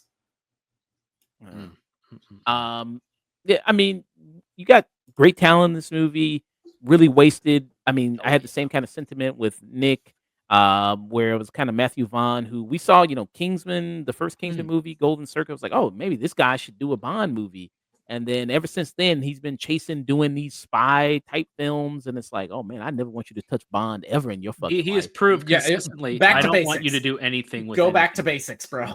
Yeah. So I just don't Like yeah. I should have saw the writing on the wall when I saw Henry Cavill in that really stupid haircut. It was like, Oof. okay, maybe this is like a look or like a parody that they're going for. But no, the answer is so much worse. Yeah. And then Sage from Rain said, "You think you're the only dictator in the universe?" So you guys didn't expect the post credit scene of Argyle there. So I don't even know what the post credit scene is even supposed to mean. I think I'm they were still trying. confused. I think they were trying to say like the made up character that is like her repressed memories, because like twist number like 87 in this movie is that all of like Bryce Dallas Howard's successful books are her repressed memories from being a spy. Okay. So But the very ending like implies that Argyle was a real guy. Right.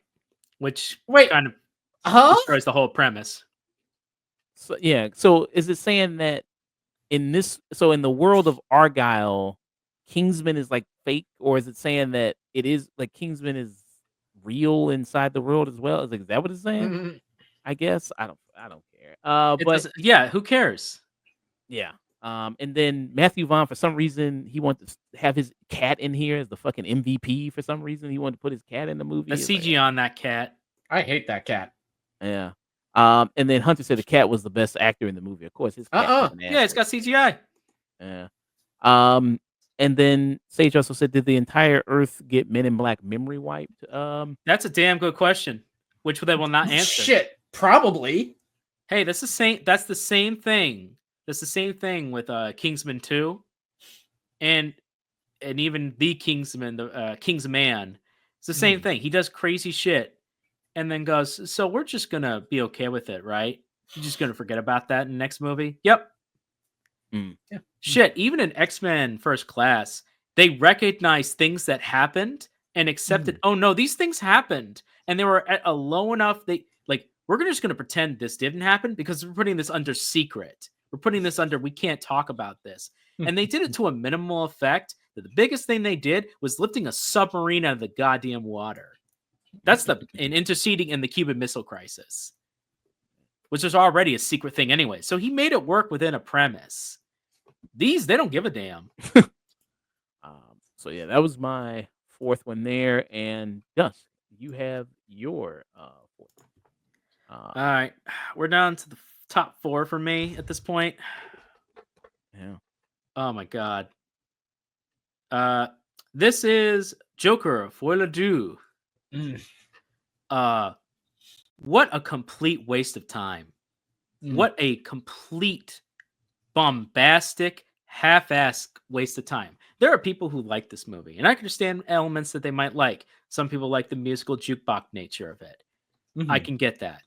Some people like the performances in the movie, and I'll give you that. It's probably the strongest element of this thing. It's by far the strongest element. I thoroughly disagree, but just like with the first movie, I can see why people would like see why this. they feel that.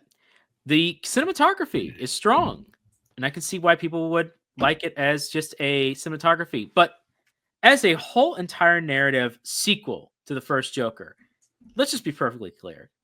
Joker 1 should have been, it was a one and done. This was completely one and done. Jeez. It was complete one and done. There was no reason for a sequel. People didn't want a sequel. They didn't need a sequel. But you know what? They You got know it who wanted- anyways. You know who wanted a sequel? David Zaslav did. Warner Brothers, Zaslav, they wanted a sequel. So you know what? If you're going to Wait, do that, Wait, was this in Couple development there were many before or ways to put it after back. Zaslav took over? yeah. And I can understand. The first one, they didn't put much stock in and ended up being a runaway success. So they didn't get a lot of money on this because of the way they did the first one. This time, they gave them 4 times the budget and said, go and do it. Go cook. And he's like, but I don't want to. Well, Too do bad. it anyways. Too bad. Too And he's like, fucking fine, bad. I'll do it.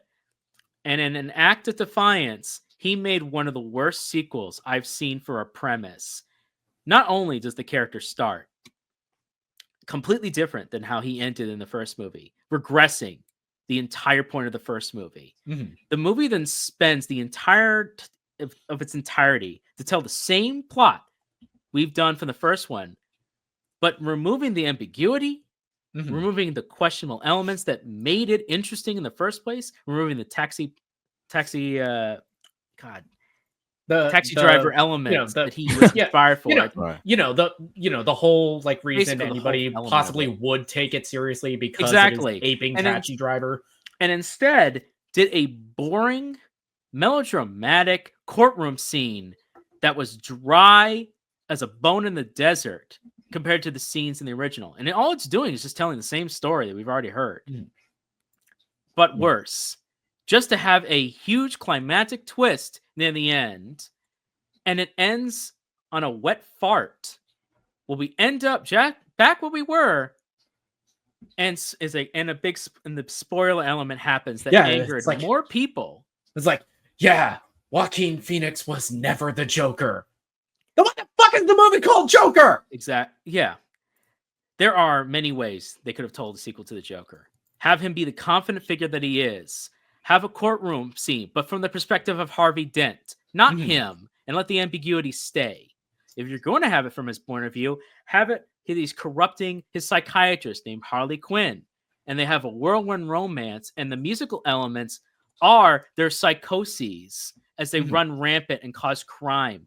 Or It's all their shared delusion. exactly. Or if you just remove it entirely, have a courtroom drama, or if you just want to go into the psychosis nature of Joker, what he represents to people, and what's been going on, you keep Joaquin's performances to a minimum, and you Mhm. keep them there in a veil of almost shadow and mysticism, while you can dive into the aspect of his character.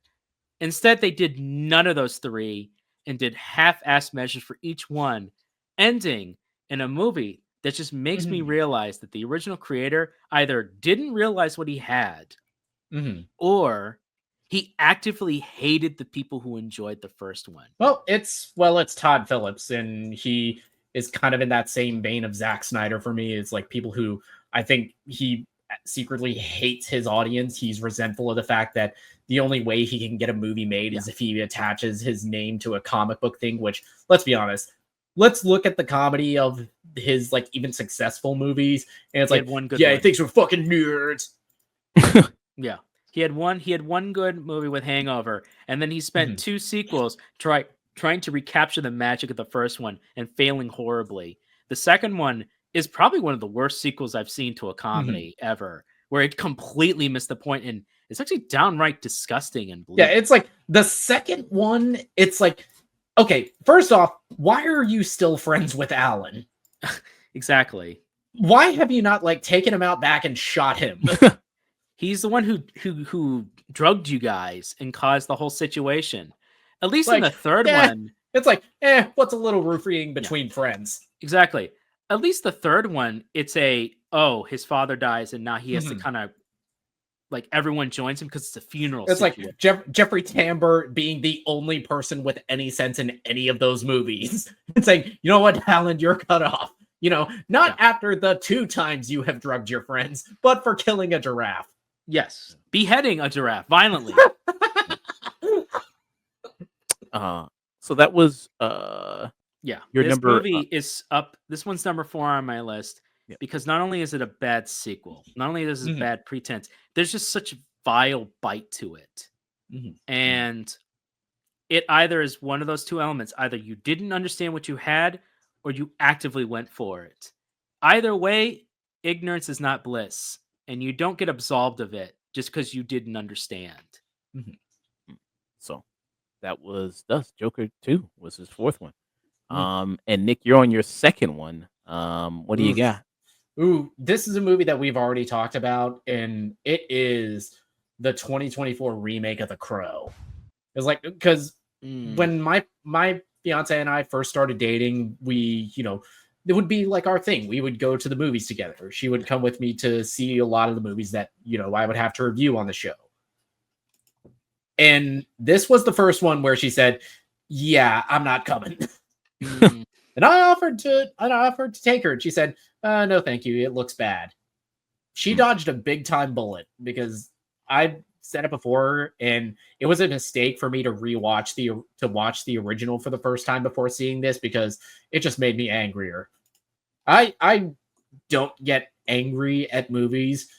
This one is an exception, because you took something that is, a very, very beautiful and very tragic story with the original Crow, not just because of the nature of Brandon Lee's passing during the production of that, because of what that movie is, one, in its visual style, being the kind of resurrecting the whole goth movement, basically, jump starting many an emo kid's heart with the portrayal of Eric Draven in that. And here you turned him and Shelley into the most insufferable couple you've run into at Coachella. Who fall in love after 1 week? Fall in love after like An afternoon. barely having a conversation with each other. Yeah. And just going to their rarely shitty apartment, making the worst EDM mumble singing album I have ever heard in my life, and I've listened to a lot of them.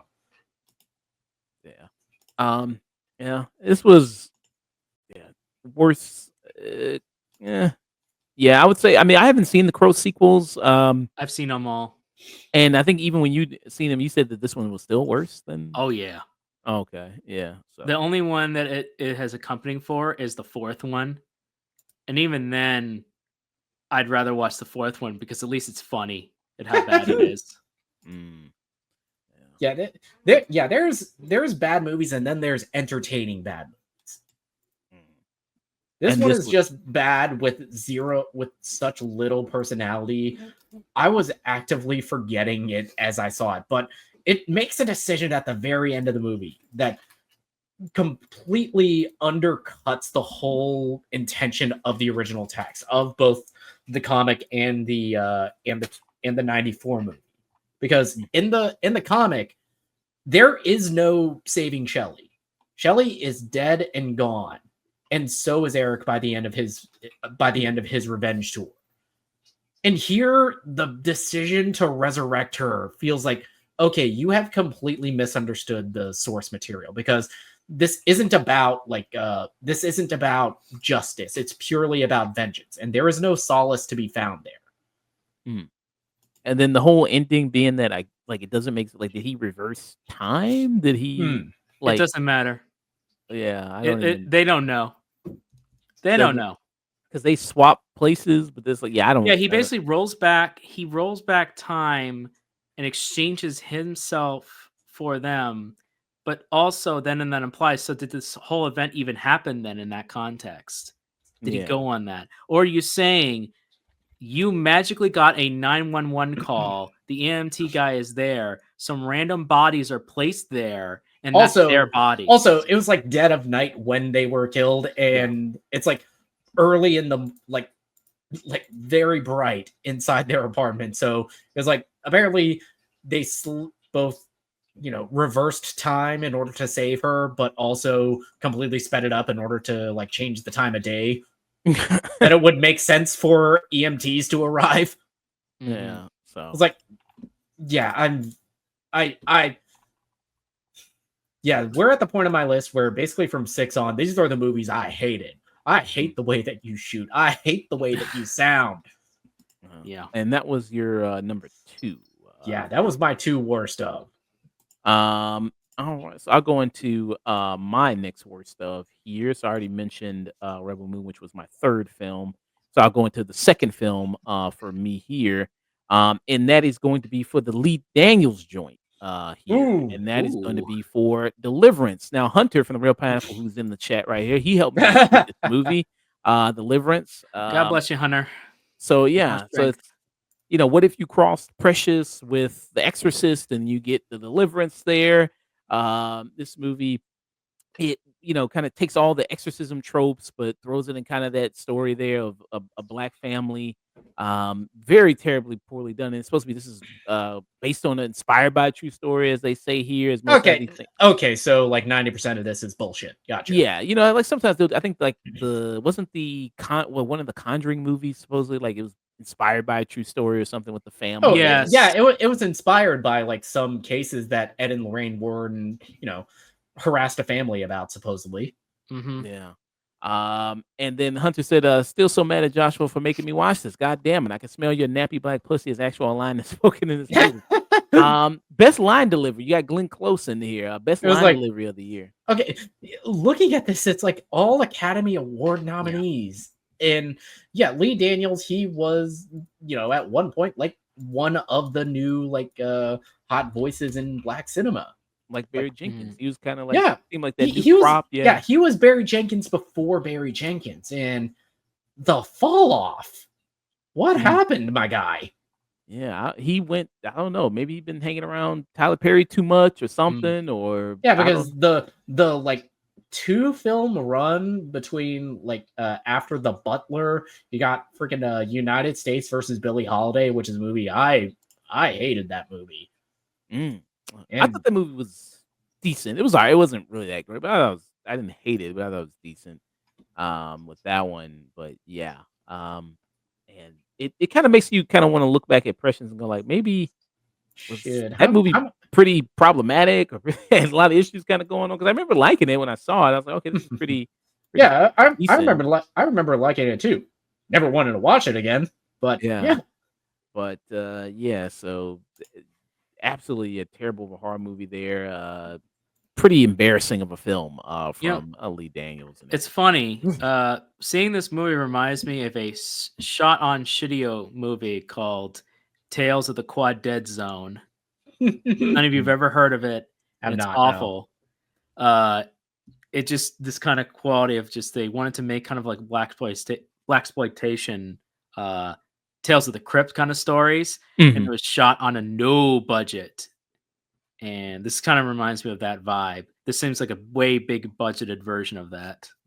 Well, you want to talk about kind of throwback type movies, throwback type vibes there. That's kind of what's a little bit next on your list. Seems like it's trying to ape a little bit with the number 3 movie on it. Is, unfortunately. Number 3 for me is Drive Away Dolls. Wow. What a terrible, terrible movie.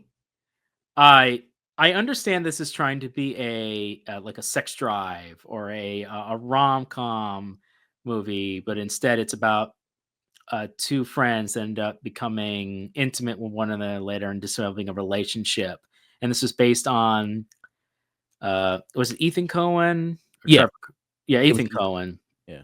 Is his ex-wife's story about how her life was. And a story of how about her coming out. I'm like, oh, so we get to know how you two divorced. That's great. And it's a very unfunny, shittier version of Pulp Fiction. Wow. So it's good to know who the talent is in the Coen brothers.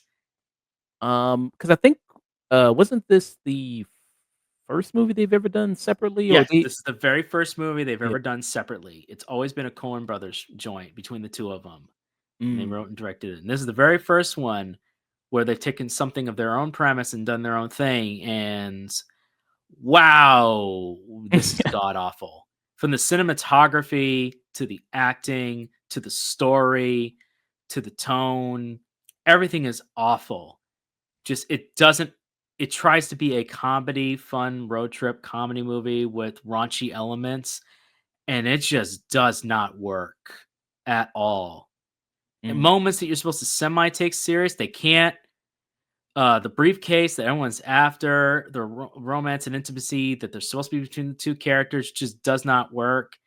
And yeah, man, just this whole premise and movie just falls apart right from the very beginning, and it just doesn't fix Mm. itself at all at any point.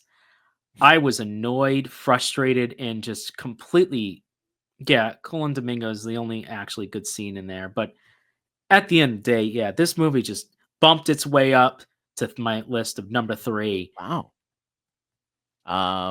Yeah. So yeah, I finally saw this movie because I was, when I saw the trailer for this, I was like, man, Ethan Cohen, and he's one half of the Cohen Yeah. brothers, and I was excited, and it was a stacked cast, and Margaret Qualley's in it, and you got Matt Damon, and you got Pedro Pascal, and you got Coleman Domingo, and Got a you great stack cast.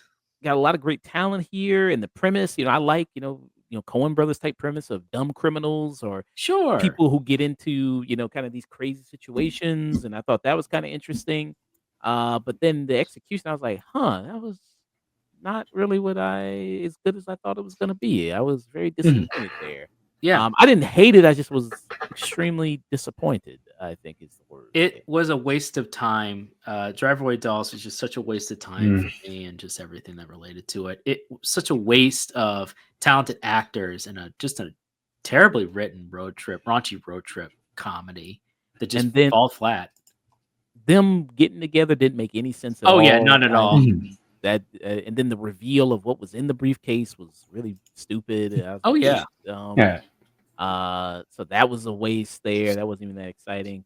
So yeah. But Yeah, I feel like with Drive Away Dolls, I was a little too kind when I initially reviewed it. But I think a lot of that was because I watched The Last Airbender the night before I saw it.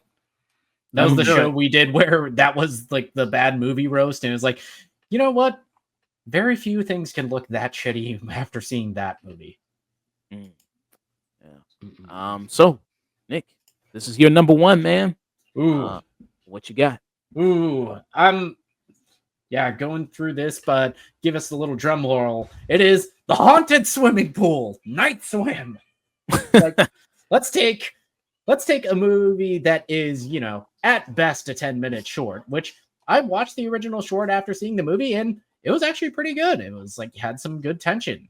It had some, a good scare at the end of it. And some things work better in a short, because stretching this out to an hour and a half movie, it's like you take away a lot of the, sense of dread and terror when your entire premise could be solved by, okay, just don't go in the swimming pool. Yeah. And Cannonball into the swimming pool. And they tried to give like a justification of why they needed the house with the pool, and it doesn't really make sense. I feel like, because the whole reason is because Wyatt Russell, his character, has MS, and water therapy is like supposed to be good for you. It was like, okay, couldn't you've got like you could go anywhere, man. Yeah, you could go to like the gym and do that. Go to a YMCA. Yeah, go to a YMCA and do that. And guess $20 what? a month, man. No ghosts. Yeah. Why is this your number 1 in all the movies on this list? This was the movie that frustrated and angered me more than any other movie that we've talked about so far. And a lot of that is because, one, you already have a ridiculously stupid premise. So there is some, there could be fun to be had.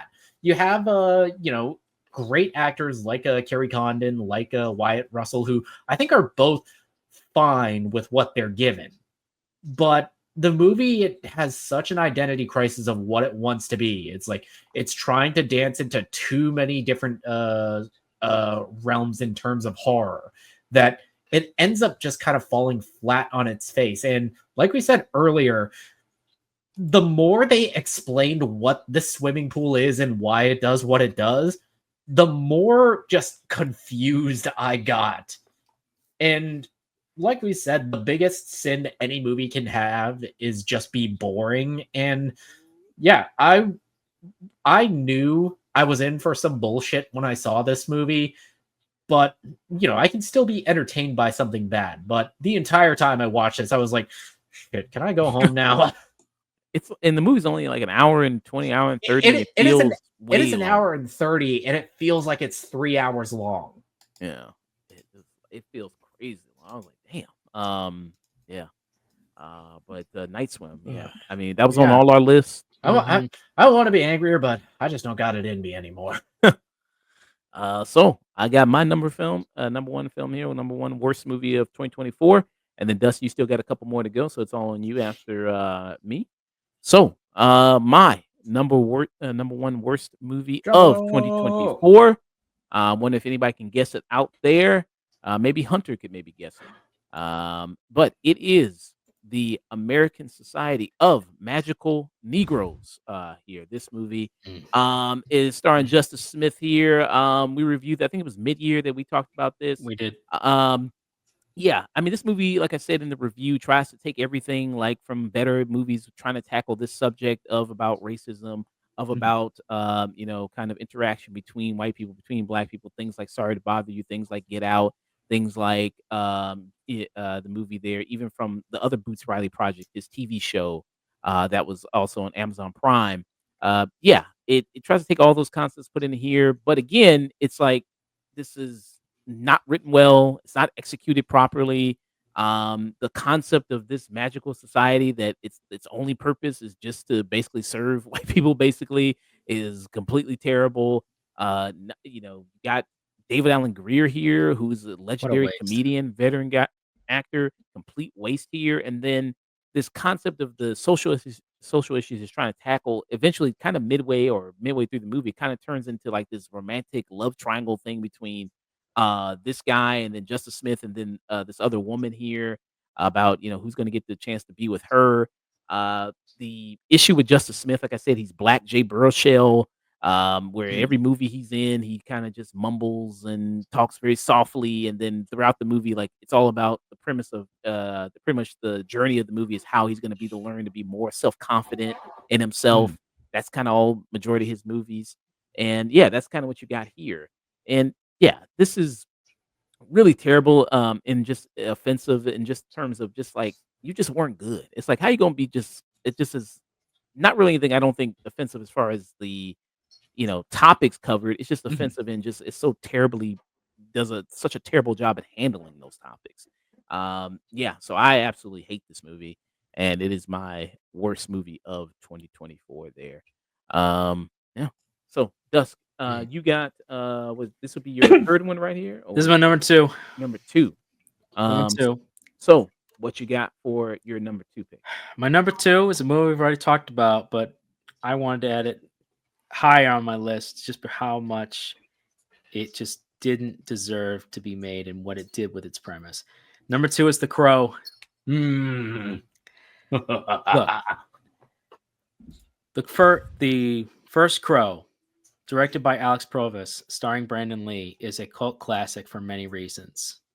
It's a very good film. It would have already gotten a cult following even if he didn't die. Some elements would have been different, but it's still Brandon Lee would have at least had a career, and I think he would have had quite an interesting career. He had the chops, and it's the tragedy of that character and especially that character, what the topics were in that movie, and it's in a weird kind of zeitgeist moment.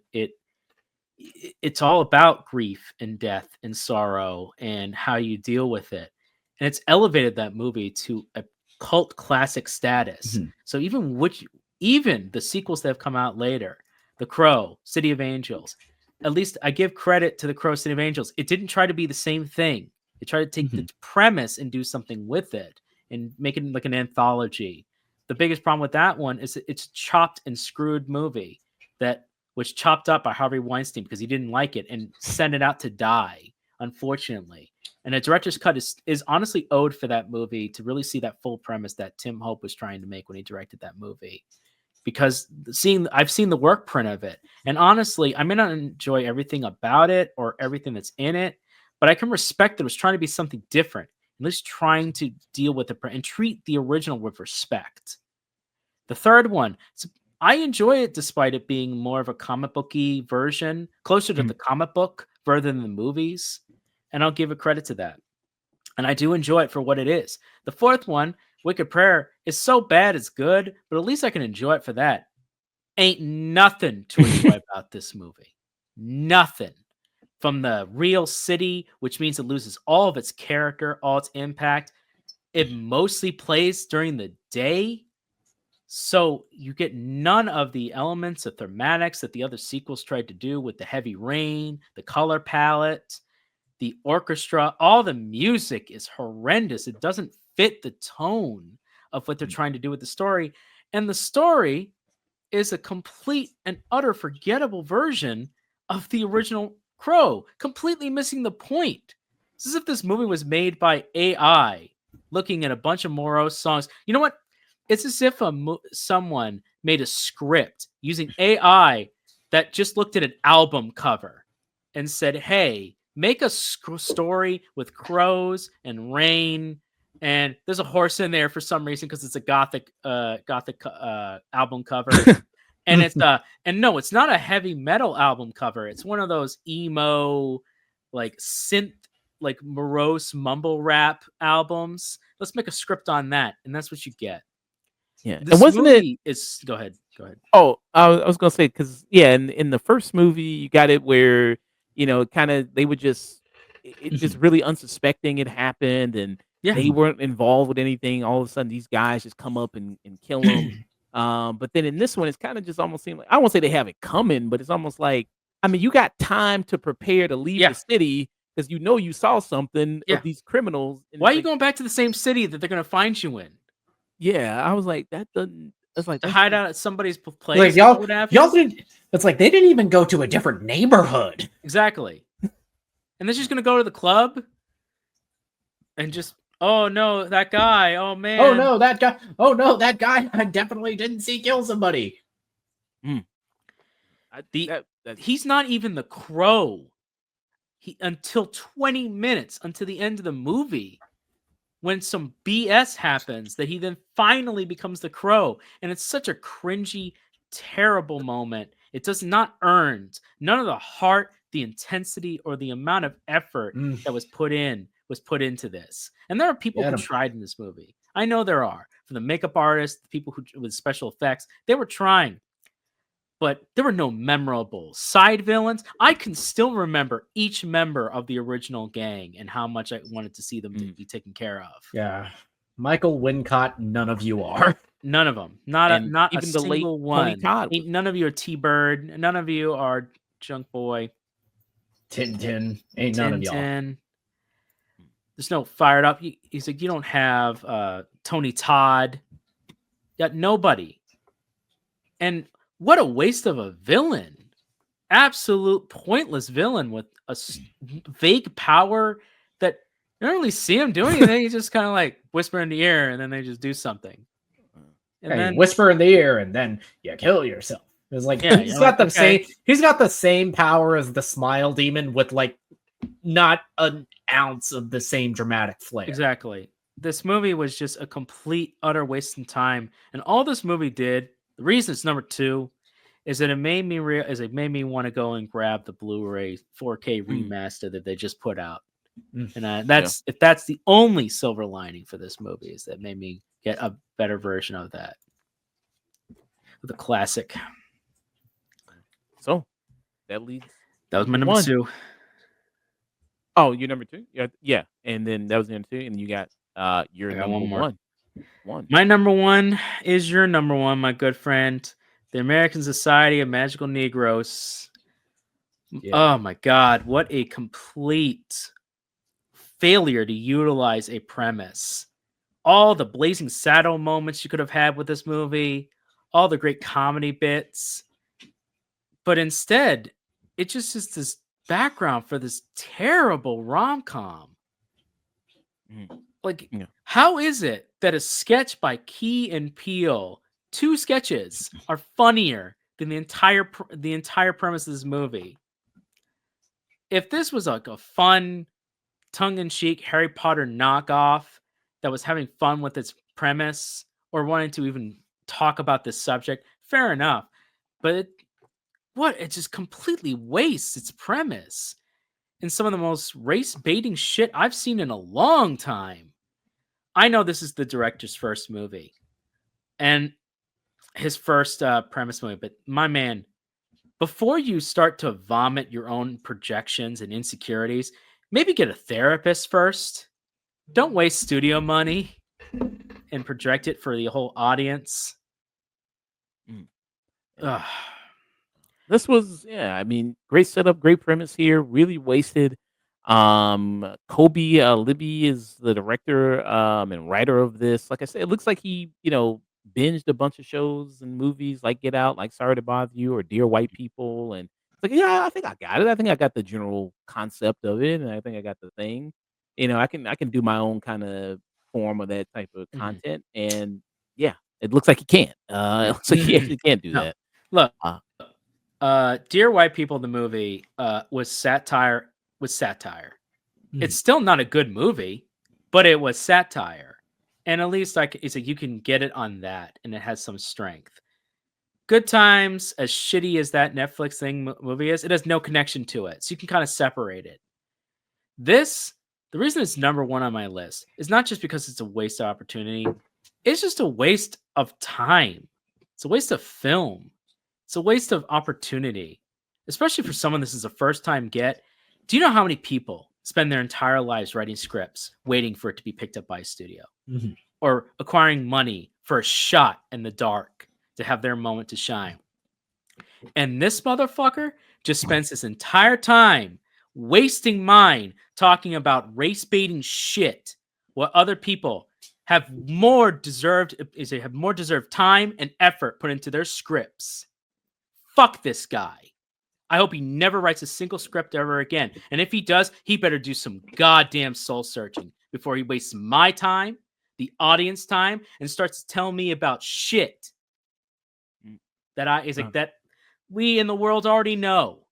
Things aren't fair. Boo fucking who? Get a therapist. You know what? A lot of people lose shit in their life. Maybe go look behind your couch. You might find some shit. Or look in the mirror. Don't waste dozens of millions of dollars to tell me how to feel and tell me about a premise. And you don't have the decency to make it fun. You don't have the decency to make it at least not boring. Start over from scratch, man. yeah. Do something And- different with your life, because clearly you're not a filmmaker. You're not ready for prime time. And this is Damn. his third film. This is his third film there. And and this movie did really poorly in the box office. I think Absolutely. it only ran like a week or two before. Oh it yeah. did really, really poorly. So at least not a lot of people saw it. At least there's that saving Yeah. grace, I guess not a lot of people saw it. As there. faint praise as it is. Yeah. So yeah. And so it's fully intellectual and Damia and Dustin's preaching again there. So yeah, that was You know our- what? Go rewatch the original Good Times. Go watch that show. It's great. There are dozens of shows to talk about the same shit that this movie talked about, but you know what the difference is? It's actually funny. It actually says some shit. The Boondock Show. Boondock Show is Yeah, really amazing. watch the first couple of seasons of the Boondocks before they go up their own ass. I still think the first season of Boondocks, first two seasons, is one of the best animated television series of all time. Fantastic. Aaron McGruder, yeah. does an Yeah, amazing yeah. job. Boondocks doesn't have a bad season until like season 4. And I think that's when he left the show, Aaron McGruder. Yeah. I think that's when he Yeah, left. and that's when he left, really. Yeah. That's when a lot of the characters stopped being the characters. So, that was our worst of 2024 there. Great list, great discussion there. Yeah. From all you guys. Very, very awesome stuff.